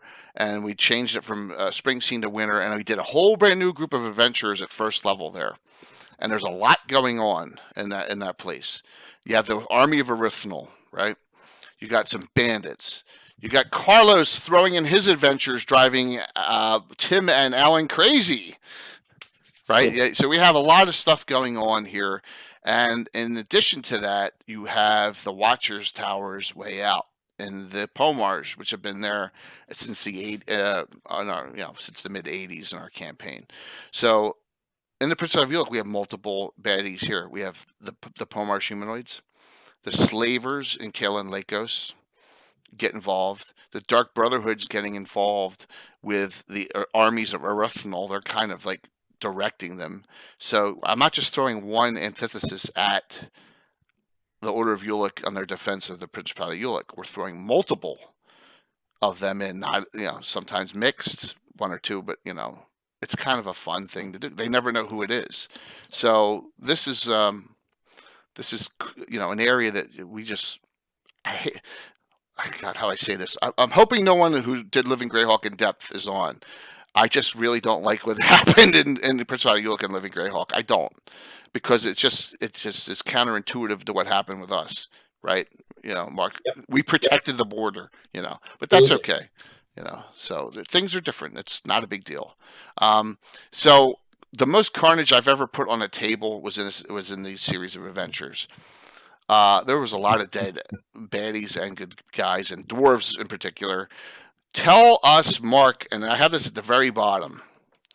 Tell us, Mark, what the hell is up the Prince of Ulek's behind, and what the story is behind all this. From the viewpoint of Arden the Vanquisher, your lawful neutral dwarf who kind of has had it with him. Yeah, so basically the Prince of Ulek never has liked the knighthood, simply because of the fact that if you really think about it, the knighthood was basically squatters in the principality. There was Wales Castle was built in there, and basically we started doing adventures and so forth in there, and he never appreciated the amount of work that the knighthood actually provided and the help that he actually provided. So he was always constantly a thorn in our side. So he essentially did everything it is possible to thwart a lot of knighthood characters as well as adventures that would go on. My character Arden was a play on that because at the time all that we were doing were Ulek adventures, and everything was about the knighthood. And I decided to play a dwarf that wanted to support the prince and really believed that the knighthood was a group or band of adventurers that really didn't belong. They didn't belong with us in the principality, and so he tried to do everything to thwart their efforts wherever possible. But he adventured in adventuring groups, so this is where, it's not just So he's a regular in adventuring party groups in our campaign. So and so many times he would actually adventure with many of the knights, just to make sure that he was keeping tabs on them, along with Horkar the Magnificent, who was the prince's champion. And effectively, in the last time when we were at the last time I played him, which was at the outposts, the Watchers Towers, he actually saw. I don't necessarily want to say he saw the light, but he saw that what the prince was actually doing was at the expense of all of the dwarven brothers and sisters that were in that area, and he was just expending lives just for his own selfish reasons. Now, I see it a little. You're correct, but I feel that it's like this battle was kind of like Civil War battling. Yeah, kind of, sort of. Hey, there's going to be losses. That's the way it is, and that's how they saw it. Now, I don't know if that's a good analogy, but yeah, they lost. You lost a lot of dozens of dwarves and that. And Mark played the character great. I mean, at the end of the whole thing, he was like, "I've had it. I'm done." And so Mark Arden has actually requested for the knighthood to stay. By the way, these things are awesome. This is Miniature Building Authority 2, guys. These picks Yep. That's why I love this company. Look at these towers are so fantastic. They're good hard resin.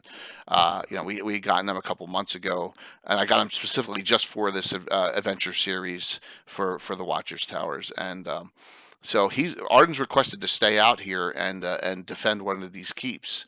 Yep. On behalf of the knighthood, and now they're trying to figure out, because one of the precepts of the knighthood is you have to be of good alignment. So he's not going to join it, but he's functioning as more of like a free agent, and Yep. he has seen how important it is to have not necessarily prince's dwarves here, but to have dwarves here to help guard this area specifically, Yes. because there's a point of contention that happens with the Pomarge. And Tim, you understand the military purpose of this. It's like going in the middle of Baghdad with all the tanks. Is you want them to you want the moth to come to the flame, right?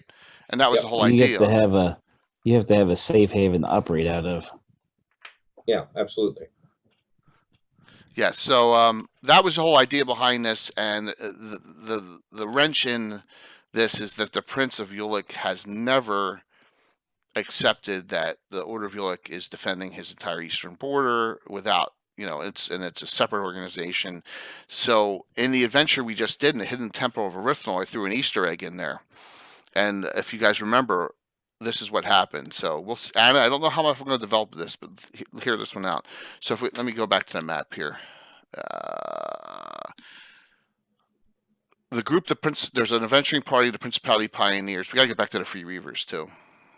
All right, you can't see it on this one.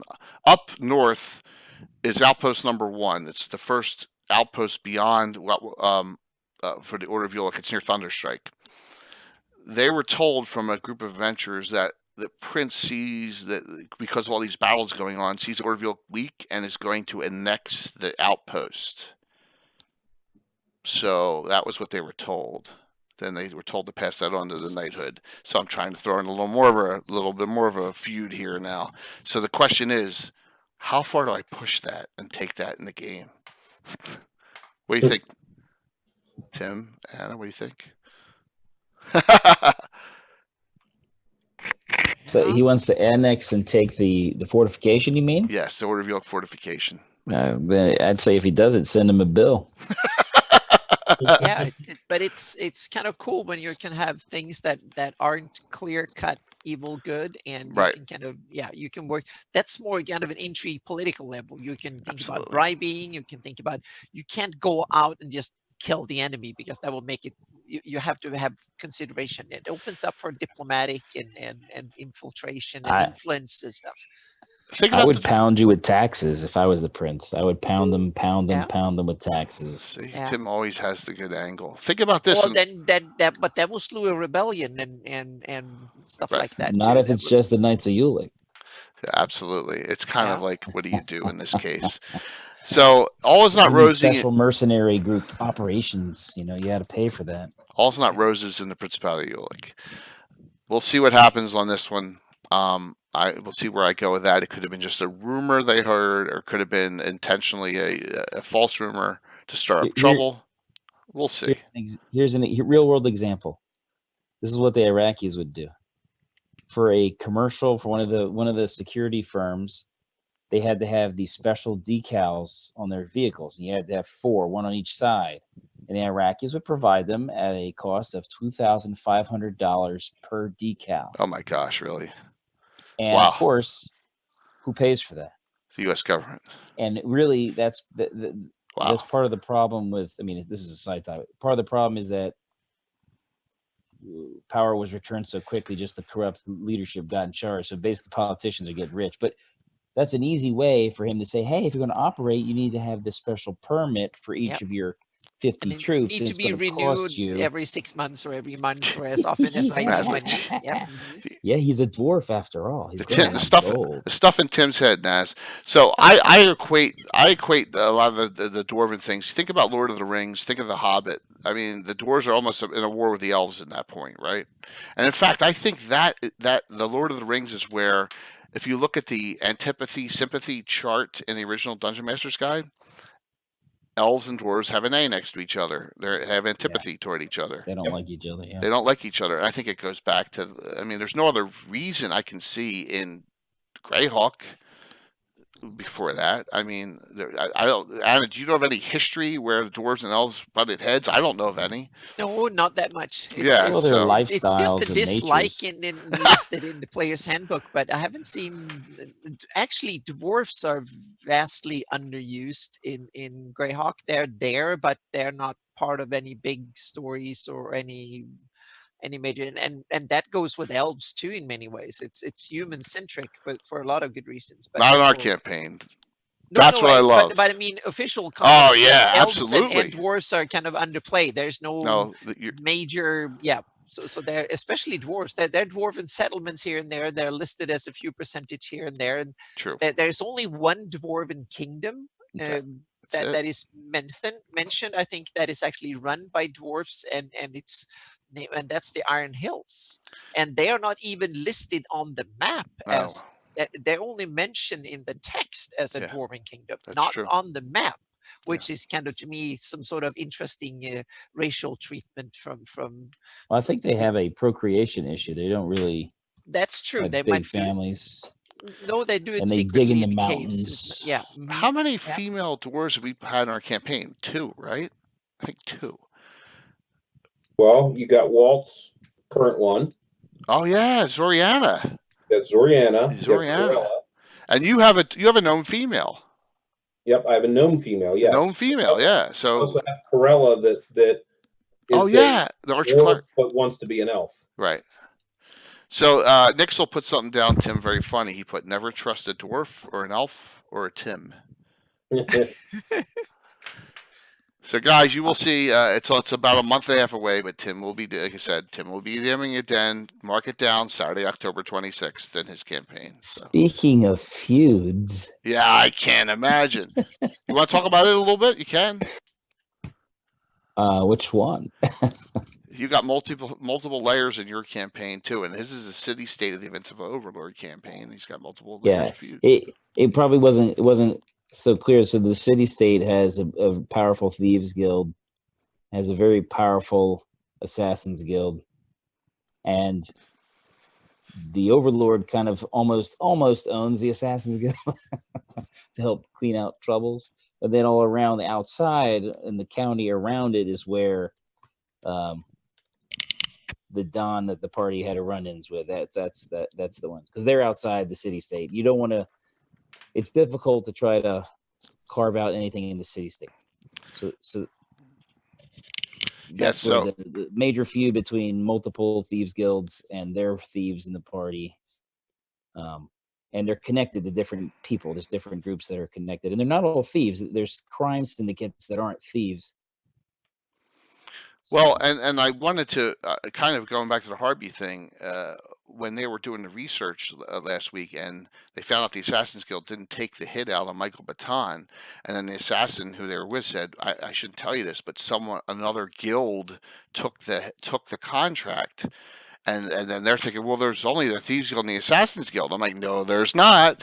There's other organizations politically that and it was the Longshoremen. So, I mean, you can have all different sorts of groups, and syndicates and stuff. You're absolutely right on that end. So, wow. That is one of the So a pregnant dwarf female girdle of masculinity, femininity that's pregnant. That's kind of wow. That's pretty interesting for that to happen. Jeez. So another area for us that we really, really got into years ago is the Vespi Forest, and as Anna, you know this, there are so many different factions up there. Mm-hmm. It's not Ayus versus the elves. You have Sylvan elves, you have some wild elves, Grugrak, you have Ayus, but you also have indigenous orcs that the Tortured Grooms in particular, they hate Ayus, and they want to kill all those Ayus orcs. You have the Beastmen, and they have that area of the forest. You have the Elven Realm of the Timeless Tree. You have the Defile Glades, what's going on in there. And so there's a lot going on up here in the Vespi Forest. I don't think it gets enough play nowadays. And we did one adventure up there with the Druids, and we need to get back into what's Yep. going on up there with the Order of Ulek. So, any comments from anyone about the Vespi? Well, it's such a huge area by itself, meaning it's the size of Keoland, or it's a major nation in size. It's almost, yeah, It's like Mirkwood. huge. Yeah. Yeah, exactly. It's a huge area, and it's also an area that I think is interesting because you have so many. You have everything from some of the tallest mountains in the Flannies, from the Yathals in the south to the Klatspurs and stuff. So you have everything from really high. So there are different climate zones, biomes, and stuff that brings a lot of different. You can have everything from white dragons up on the mountaintops to sea monsters and stuff in the Wise-Still Lake. So you have not only the different humanoid and human factions and demi-humans, but the sheer amount of monsters that you can naturally habitat or have in that forest goes every almost from subarctic in the north to really standard forest fare in the south, so to speak. It's a huge area that you can run a whole campaign in Vespi for years. You can, and absolutely. And there's we brought up a bunch of characters up. I'd say probably from like 3rd level, right, Mark, all the way up to 9th. Yeah. In that, yeah. And we used to actually start off. We started off with a higher level group that was in there that had Alhana and Mistis and a bunch of others. Yeah, well, that's it. All right, so Very that's Bill's character, Alinor, has and it was on the previous map. There's one. He has the Eagle's Nest. He found an old keep up in the area. It was completely overgrown. Imagine the jungle and what that'll do to a place that's abandoned for 10 years. How that'll take out almost anything. And I know there's always pics floating around, especially about some of these places in Cambodia where the trees are huge, growing right out of the old structures. It's really cool looking. So they found this place, and when they got there, here's a funny story. Bill has really rotten ways of dying his characters. Everyone knows what a lossel is, right? A lossel's an orc baboon crossbreed. Oh yeah, that's another of Gord the Rogue. I love lossels. Lossels are one of my favorites. Lossels throw their hardened dung as a missile weapon. Well, one threw at Alinor, and critical hit, struck in chest, immediate death. He got killed by some. Yeah, so he died once for lossel dung, which was kind of a funny thing, but he got raised. Yeah. So we have a high level group there. Plus we have the Druids and the Defile Glades. We have them too, and they were brought up from first in that area. So we have some stuff going on here. This is a great place for multiple faceted adventuring, especially if you are not one that cares about having evil to do your deed to serve you. We have a group of characters that allied with the Torch of Grumsh to actually fight in a couple battles against the Ayu's forces that were coming into the forest, and that was Bill and Walt's characters, Gramercy Riff and Jonar Doombug, his half-orc fighter cleric, as Alan says, the poor man's version of Garth Warmonger. But so yeah, and so they actually got an alliance with the Tortured Grumps, and the Tortured Grumps will not attack any of the Order of Ulek or the Druidic fortifications. They have a truce set until Ayus is removed from the forest, and then they say we'll go back to the old ways, and it has not at this point. So there you go. There's nothing wrong with making an alliance with an indigenous evil creature if it serves a greater good, and that's what has happened in this case. So yeah, John Taco puts up the slave lords having rivalries and power struggles. Players have ways of finding this out and possibly exploiting it. Well, slave lords all don't like each other. If you're reading the Slavers, there's a lot of Yes. Okay. Now as you spell here, I'm gonna give you the correct spellings of those. Poo and caca. And by the way, I can't take original credit for those two characters. I've developed them, but once again, Tim had them in the Wizard of Adventure, and Ichabod too. So there you go. So that's a proper spelling down right there. But your spelling just works as much, Naz. So, the It's best piece important of how you fun. say it. What's that? It's important that you really emphasize the P sound and the hard C's. Absolutely. Yes, definitely. So this is the Defile Glade. This is the fights in the Defile Glades in their druid. They have a treant in there. The treant started. They got a Black Death squad of Iusians attacked this grove, the Druid's grove that they have, and they slaughtered the hell out of them. Having a treant and having a druid grove is, druids in natural terrain settings are some of the nastiest characters there are, because I mean everything's against you. The grass is against you, right? So always a good thing to have. And they killed Florinoxus, a green dragon, and then they got the Darkwood Heart, which is the crying staff, right? A very malevolent staff that Alan's druid is trying, especially druid of Rolthane Ralph was trying to control, and is having issues controlling it. So another area. So let's see here. What did I miss? Let's talk about personal ones real quick. All right. Sure. Go ahead, Mark. Pick one of your characters, and then Tim, pick one of your characters and something you remember. Go ahead, Mark. What do you got? I know which one. So I'll start off with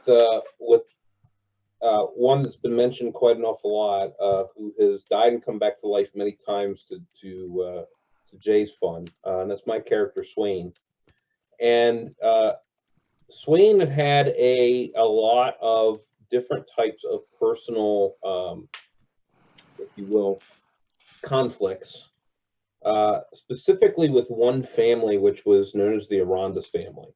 The Arondis family was a group of people that was being played by a former player, specifically with one whose name was Ulek, who used to hit on Swain's wife, Lorana, all the time. And effectively, what ended up happening was they ended up dying, and one of which teleported into Solid Rock. He was a fighter mage, and the player was very upset that we didn't try to go and rescue him, but it was basically impossible. I mean, he just disappeared. There was no way for anybody to know. They didn't know where he went, and there's that small percent that you teleport into Solid Rock when you're just doing it. That's why it's dangerous to do teleports. Yep. Unless you're absolutely sure where you're going. And he did it in a panic move, and he rolled 0-0 or whatever, and went right into Solid Rock, right below, and they didn't know. He just disappeared. Absolutely. So Jay decided to bring him back as a nemesis after the player had left. Of course I did. Of course, with everything it is that he had, and so he was extraordinarily strong to go against. And Swain had a Staff of the Magi, which has the capability of doing what's called a retributive strike. Boom. And in pure character form, he decided to effectively cause that retributive strike immediately. Yes. At Dalrin, who was the mage that Jay had brought back. And even though Jay took a little bit of license with it, there weren't enough charges that would have been able to decimate both of them, but it was such how poetic it really was, he went with it, and basically the Arondis family was no more. What a noble way to go out. Now, I brought back Swain multiple times, and Salen made me do it. The evil Salen cloned Swain, so he had an evil Swain running around. And then, once again, a piece of Slain, there was another simulacrum of him running around. Slain always comes back. He comes back more than more than what's her name in Star Trek, Lieutenant Yar, right? In Star Trek, comes back 100 times. So more than that. So, which one are you going to bring up? I think you're bringing up the Skeeve one. Well, that's actually, I was thinking the Skeeve, but I was also thinking the long rivalry between Leuven and Sam. It's a That friendly one's good. feud. Let's do that. That one's It's really a good. friendly, Yes. friendly feud Yes. of who can out thief the other. Yes. And they were on a recent adventure, right? Yeah. Well, Leuven was on the fundraiser. Yeah. Hold on. The highest level thief in the campaign. Now the running joke is this: Alan says, "I have the highest level character brought up from first level in the campaign," and I always say, "Well, Leuven's one level higher than you." Sorry. And he's like, "Well, how's Leuven one level higher than me? Hasn't adventured, and I've adventured more." And I said, "Well, he's adventuring it off somewhere else while you're adventuring." So because I'm a dick, I'm sorry. So when Sam becomes 16th level, Leuven becomes 17th. When Sam becomes 17th level, Leuven became 18th, right? Just to. Yeah. Well, Leuven was 17th level for like over 20 years, probably 2 decades. Yeah. Oh wow. Yeah. Skageth, what's up, brother? Yes. So that's a good one, but it's friendly. It's a friendly one. It's like I like it when they get together because they're like Teflon, you know. Yeah, and absolutely, and nothing sticks to them, and they can get whatever they have competitions with all the thieves and different, or when they get together, where instead of stealing stuff, they have the slug that you have to like plant in somebody's pocket instead of picking it. Right. And so you're always trying to put the thing on them. So we say, well, who has it now? And if you're, you know, and whoever ends up with it last at the time limit loses. Basically, there's one loser. So here's another funny thing. Sam is paranoid. Once again, Tim and Alan characters are the most paranoid characters in the world. Sam sleeps underwater and with a helm of underwater action on, correct? Yes. Is that right, Mark? Yes. Yeah. That's how paranoid he is. So he sleeps in I don't know, whatever. Well, a guy who used to play Garnett, he did something really funny once. He has this halfling named Prince Patrick. So what did Patrick do? He snuck in one night while Sam was asleep, and he put blue dye in the water. So when Sam woke up, his skin was, I thought it was hysterical. His skin was blue for a couple of days, which is it's just a funny thing. Yeah, so absolutely. But, just the paranoia of certain characters. But that's a good one, Tim. So how about you, Anna? What do you got as far as, like, you got any personal rivalries? Hey, Jay, I'm gonna have to run. I gotta be Go for it, dude. Thanks for hopping on, man. Yeah. No problem. I'll talk to you later on in the week. Yeah. All right, man. Good night. Pleasure. Yep. See you soon. For me, it hasn't been that many. We had back in the day, we had a few attempts to play evil characters, and it was kind of an interesting one. I had two friends of mine.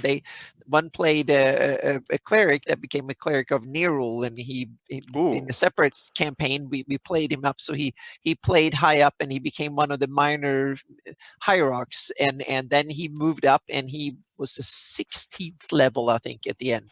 And I played with him and a couple of other friends. And then because he was very keen on playing a lot, and I played in his campaign, and he was a very, very skilled dungeon master in his own right, so to speak, and awesome player. So he wanted to experiment. So with some of his friends, we played him separately in secret, so to speak, and he became a lich eventually. And then one of his friends played a paladin that was a long-time player in the campaign too. And then we brought them together, and the friends brought them together for a campaign. This was when we played the wars against IU, so to speak. So there was a reason for so there was a reason for the paladin to play with it, because the hierarchs were against IUs too, so they could kind of join and do a special mission behind the lines. And I still remember when the friend who guy who played the paladin, when he realized that he was a cleric of Nerul,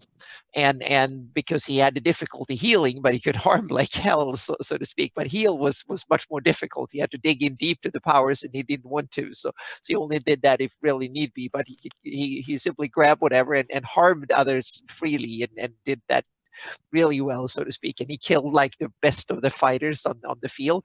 But then eventually, when they had the last, when they would kind of have a standoff and kind of started to haggle over the who going to lead the group, and then he simply said, "Well, I'll let my mask fall," and then he realized he was a lich, and Ooh. and the player was like, damn, it was like, and he got angry and so on, but then he got scared and spooked, so to speak, and that was, in many ways, it was some of the worst things, because it was a feud between two friends who felt that they fooled each other. But Right. it was also afterwards, when we discussed the session, it was so damn good because they both played their characters so damn well that it was, in many ways, some of the best role playing I've ever seen by two friends who've known each other for decades. Playing So, evil characters is difficult. oh yeah, it's very difficult, and this only worked because the players had played a lot, especially the guy who played evil, and they were good friends to begin with, so they had a platform to stand on, so to speak. And it was also an experiment that kind of gradually unfolded, so to speak. So it was yeah, so there are few times that it had worked, so to speak. And we've done a pure evil campaign once, and that was kind of the whole party was evil, and they were basically goblins and half orcs and orcs, whatever, and went on a murder hoboing, kill everything, anything kind of that kind of worked. It was a silly murder everything campaign, and or a couple of adventures, and that was kind of fun in a way. So that was a more of a relief than anything. I want to kill, run, and do whatever. So Cool. and I think the problem with feuds between, first of all, feuds between players, then it becomes that kills the campaign. We've had feuds, some stories. Exactly. But feuds, or I would say, as long as it's a friendly rivalry between characters, then it can be actually add to it. That could be fantastic. But once it turns into a feud between characters, that's okay if the players are both aware of it and willing participants in the feud, so to speak. Then it can actually add to it, and especially if it's like who can get there first, kind of chase something or whatever. Then it can actually be, I think, a very good ploy. But it needs full cooperation, understanding from the players, and it's not something I recommend for beginner players, because then you're in the phase that I want my characters to be as good as possible. You don't want the other players to interfere and make something difficult for you. But for seasoned players who done that, then it might add more kind of flavor and to be something. So yeah, it's difficult to do, to maintain it without it going. Like, you gotta watch. You just gotta watch your balance, just like in a good line campaign. You gotta watch the balance of everything. And we did it one time, and the funny thing was Tim used them as future antithesis in his campaign. They turned them super high level. It was kind of cool, but just you don't want it to get to a power gather. Good players can avoid that, but that's one of the things. It hasn't been roses in the 40 years we've played. Right, Mark, we've had our issues with players, some that don't play anymore, and it was a growth cycle. And it's been pretty stable since '92. We haven't had anyone new added. Tom came back in, but we haven't had anyone new added since 1992. So, I mean, and it's just, but you go through an evolution of who plays and who doesn't, and it's a cool thing, definitely. Yeah, but I've also had, but you can have rivalries and feuds between the personal feuds between high-ups that can really add to the campaign. I'm for one of my favorites in that I've used in that is Gerasts, or the big demon lord, so to speak, and his kind of feud with Ayus, his son, and Ingvild, his former lover, and I would say mistress, or whatever the relationship they had, but she kind of fooled him, and Ayus kind of ended up being the result of it. And I could Grass probably have 200 or 500 or 1,000 of these relations going everywhere, because that's how I picked him. He's the one having fun, indulging in all sorts of orgies or whatever it is in all the multiverse, and things pop out of it, and he uses some of them. Yeah, and literally, yes.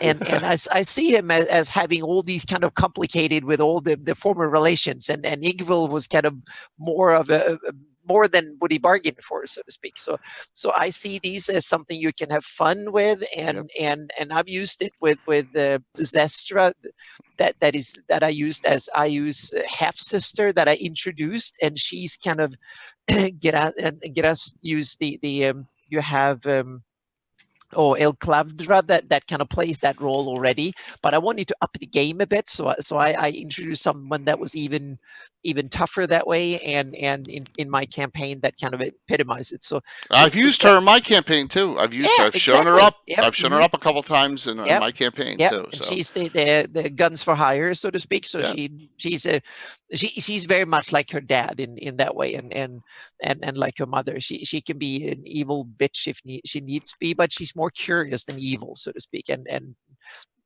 that so I you can kind of build things in like that. All of a sudden, you can come in and just wreak havoc and thwart things, and not be necessarily evil, because I don't think that Grass really he wants he probably don't want Ayu's gone for the Flannies, but he doesn't like him, and they have issues and whatnot. So it's kind of you can flavor, and when you read Gary Gygax's books, Dance of Demons and the other ones, you get an awesome introduction in demon politics and the politics of fiends, and how angry they are and how frustrated they are. And so that's somewhat of there's a lot of things in those books I don't really like and haven't used that much, but the awesome politics and feuds and rivalries within the ranks of the high demons and stuff, that is dynamite. It's awesome. I just love it. What's the name of the book again?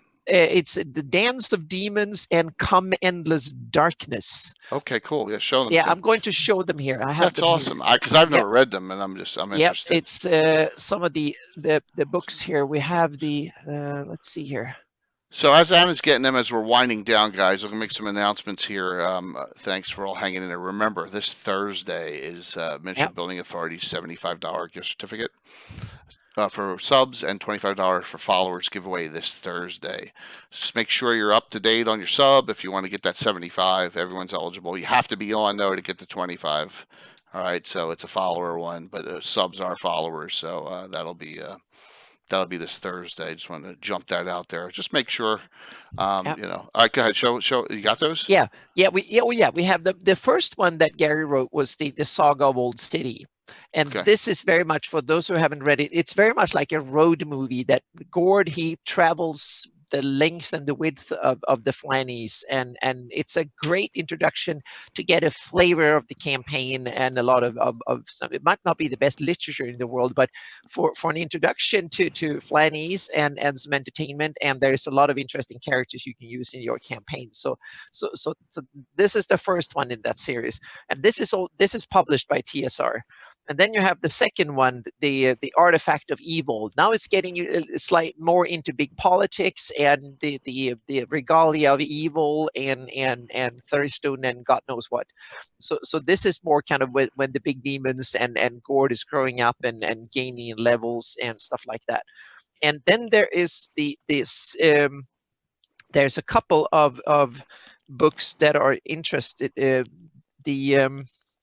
The City of Hawks. This is interesting. This is a book that is by Gary Gygax, but not published under the TSR brand. It's Endless Infinities or whatever it's called. New Infinities. It's when he was ousted from TSR, so he published this one. And I don't know which order they came out. I mentioned this one first because it is very much a parallel book to this one. It describes a lot of the backstories that happened to Gord that Gord wasn't aware of. But when you read this one, and then you can read this one afterwards once you read the other ones, because this one introduced the big politics behind the Saga of Old City. So it's so here you get lots of more demons and near rule and all sorts of cool stuff is in here. And then you have the when he started to get big, it's Knight Errant. Now they go all over the Flannies again, and down now it's starting to get to other planes and IUs and stuff, getting really big, so to speak, high level play. And then you have the Sea of Death. Now they go to get one of the artifacts out in the Sea of Dust. It's called in the Flannies. He had to rename it for copyright reasons. And here you have here comes you have the it's called Leda, and you have El Clavdra, and the Ayus people are going after me, Obmi and Keek, those characters that are introduced, I think, in the first book. They are and they're two parties trying to find the same MacGuffin, so to speak, the same artifact, and chasing them. So this is another road movie, and gives an awesome lot of interesting information about the Flannies and stuff. More that than the story of the book. I'm not that interested in the story, but the lot of the stuff that comes in it, and you get a lot of cool introduction to demon lords and demon politics and stuff that is simply awesome in there.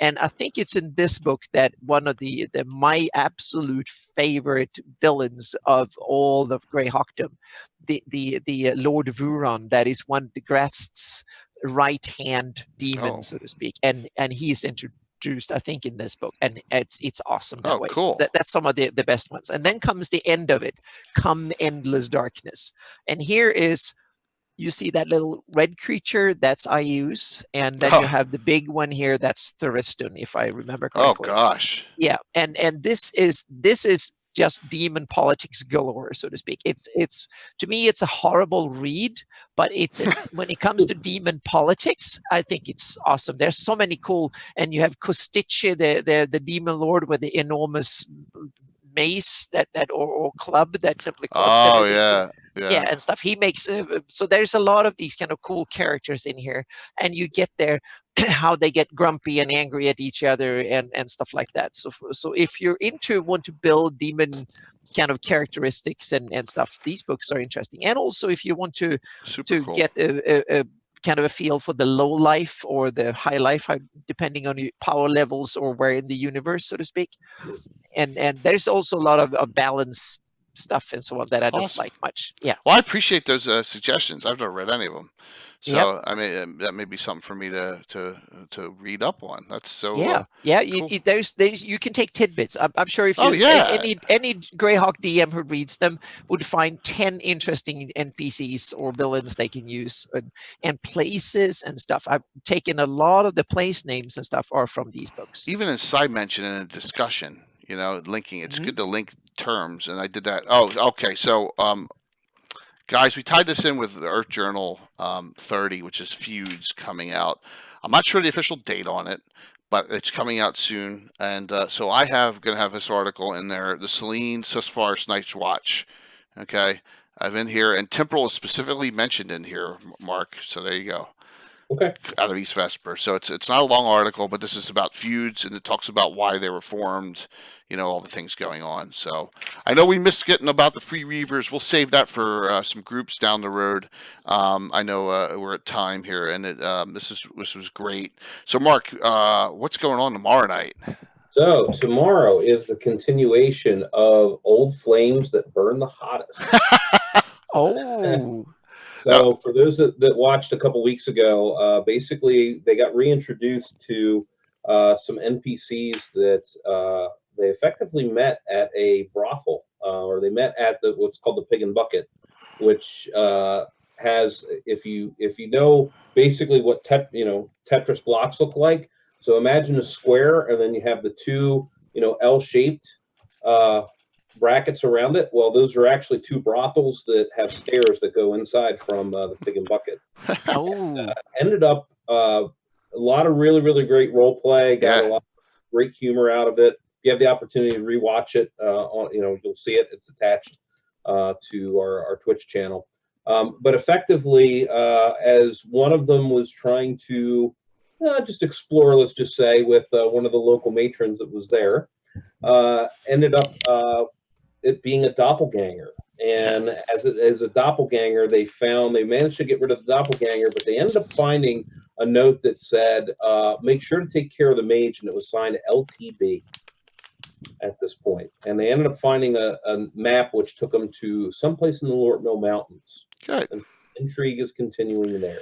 Is it a continuation / finale, or a continuation, probably a couple more sessions? It's a continuation of the actual storyline. We'll see if I don't know if it's going to necessarily be the finale. Okay. All right, cool. So that's tomorrow night at what time, Mark? It will start at 6 p.m. EDT. Usually runs from 6 p.m. to 9 p.m. Eastern time. 6 to 9. And normally with my son's soccer, I may be on just a little bit, but we have Rocks or someone else moderating, so we will have a mod on.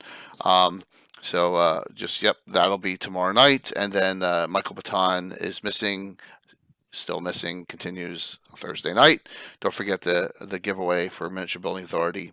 And we will have a stratagem giveaway this month too, guys. So it's a double whammy month for giveaways. Next Sunday night, there will not be a Gabbin on Sunday because it's an Eagles Sunday night football game. Sorry, guys. Football. Yes. Yeah. Mark, we're both Eagles fans, but absolutely. Mark's not on broadcasting Monday. I may have that slot filled with myself doing a Gabbin or something else. We'll see. A week from Monday instead. So on that night to fill that, we'll do something there. And then 2 Sundays is our next DMs roundtable. Will be our 4th time we do it, where we get DMs together from places, and we just talk general topics as a dungeon master. So yeah, Nixel, I'm sorry, man, but you gotta understand, football is a big thing in our lives. I don't understand that. But it's not like we cancel games; we just reschedule them. Mm-hmm. So we don't cancel an entire week. Yes, Grendel's from Philly. I'm from South Jersey. Mark's from South Jersey. We're all Philly fans. Scheduled definitely right now, who've given me confirmation, is Jimmy Duffy from Prater's Rejects. It'll be his first time doing a DM's roundtable. Carlos Lysing, who missed the last couple because he had conflicts, that's another. And our Everstay Will, who has always done them, and that's what I have right now is definite. So, we have some regulars who will probably be on too. That's what I have as definites right now for, that's funny. So far for that, and that'll be 2 weeks from tonight, and we'll just talk about random topics and stuff that will maybe help you out DMing. So, Anna, what else you got going? I'm starting right now. I'm right in the way of trying to wrap up some Kobold press stuff. So there's been not much Greyhawk thing this week, but the work on the 576 map is starting to ramp up. I'm currently working on some border to tweak the borders and stuff on it, and I'm also working on getting a version of Lendor Isles to Lenda Kafka, and I mentioned his name. I gotta mention his name. So I'm want to make sure I get him an updated or finalized version of the actual terrain layout, so we can start placing cities and names and stuff like that on that one. And I also have some other ideas. One thing that I always wanted to do, and I realized it's not that difficult. It just requires some research, but I'm going to do that while I'm doing the research for the 576, is to do a river navigable map. Ooh. Meaning, where can you go? Where can you sail with ocean-going ships? Where can you sail with like smaller vessels? Where do you need a canoe, etc., stuff like that, or barges and stuff. So that is cool. Yeah. So because I figured out how to do it, because I have all the rivers on a separate layer, so I can easily mask them and give them different colors for navigability. That may come in handy. Well, I will tell you, Anna, after seeing your presentation at Gen Con, you also have to do an airline map. Yes, exactly. Yes. Yep. Yeah, we have to have a Rand McNally version and an airline version and stuff. So yeah. So, but those are some of the ideas that I want to do. Otherwise, it's the 576 is the whenever I get some hours left over, I'll do that. So hopefully my patrons will see some first of that in about a month. The first parts of the 576 Awesome. map, but they also I'm going to post. There's some new the parchment version and some of the revision 1 of the 2019 will come, and I'll have a lot of old stuff that has been sitting around that are going to be posted on my website next week Beautiful. too. Yeah, so there's because people have asked me what happened to the old versions of the map and the old Atlas versions and stuff. So I'm going to make sure I put them in Dropbox so they will be linkable and downloadable, and Beautiful. they will pop up on my website again. So that's the things that are in the short term, so to speak. On a grander scale, thank you, Anna, for that. On a grander scale, we are trying to schedule a Future of Greyhawk meeting for GaryCon. I know that that's coming up, so all the main players that were there, except for I was the one that wasn't. We're going to get that going. I know Mark's planning on DMing at GaryCon. I'm trying to, yeah. Yes, cool. Yes, and I am too. Already. So we got some stuff going on that is really exciting on the grand scale. And don't forget, in the 2 weeks we have the DMs roundtable. The night before the 21st, Brian's DMing for myself, Anna, and Will, and the Nazrat, and maybe Bill. Bill's the one that's 50-50. Yes, damn right he is. In a 5e VTT Fantasy Grounds game. So Brian will be DMing, and Brian has done some unbelievable stuff on his site again. Feel free to link it, Brian. He's done his herb charts are complete. And he's working on an article for doing talking about the way he has his followers' special abilities for 5e based on your deity. He has that too. He's working on that too. Yes. So I know Tim's excited about that. I'm excited about that. Lots of stuff going on here. Maybe we'll have some other announcements down the road, but things are going very well. So thank you all for watching tonight. I always appreciate it. Like I always said, I don't care. We don't care what edition you play, as long as you're playing Greyhawk. That's where it is. We've it's been all these years. Next year is year 40 for our campaign, and we'll do some celebrating on that next year. But we got a lot to get through at the end of this year, including a fundraiser event scheduled sometimes in November and Tim in October. So we got a blast of stuff coming up. But the most important thing, will Michael Baton be found from being missing this Thursday night? So I have a lot of still surprises to come in that adventure. I haven't, you'll see. Grand Steel stuff. Who is this Morning Cannon attacking you too? So you got to figure all that out. So guys, thanks a lot. Yep. But did you throw 20 plus baddies at them? You saw the map. I got you'll see baddies everywhere, man. So thank you all. We'll see you soon. I'm going to go to the NBA screen, and I'm so happy I have Harbor Town now. I'm trying to get more pieces, and I've been trying to talk to Kirk and say, hey man, I need more of this stuff now. But we'll see how that goes. So thanks guys. See you tomorrow night though for Mark's Adventures of Slap. Old Flames Burn the Hottest. So 6 o'clock p.m. EDT. It goes to 9. Hop on anytime. Say hello. Depending on where I am with soccer, I may be there. I may be lurking, so I may not be responding. Please, but Rock should be on to respond, and there'll be a lot of other people on too. Thanks, Sprocket, for the ad. Thank you for the newspaper. That was so awesome and hysterical. Really appreciate it. See you guys soon. See you tomorrow night. Good night, guys. Have a good one. Bye. Whew. That was good. That was awesome.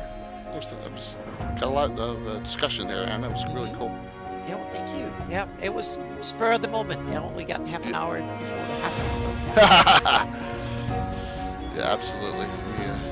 I sent a Discord. I think Mike's got his game tonight. I asked Mike. I know Mike's an aficionado of stuff, so I sent him a Discord. But he's probably he didn't hop on. Also, I'm assuming he's in his game. That's yeah. It's too bad. I'm usually busy Monday evenings. Otherwise, I'm not just. All good.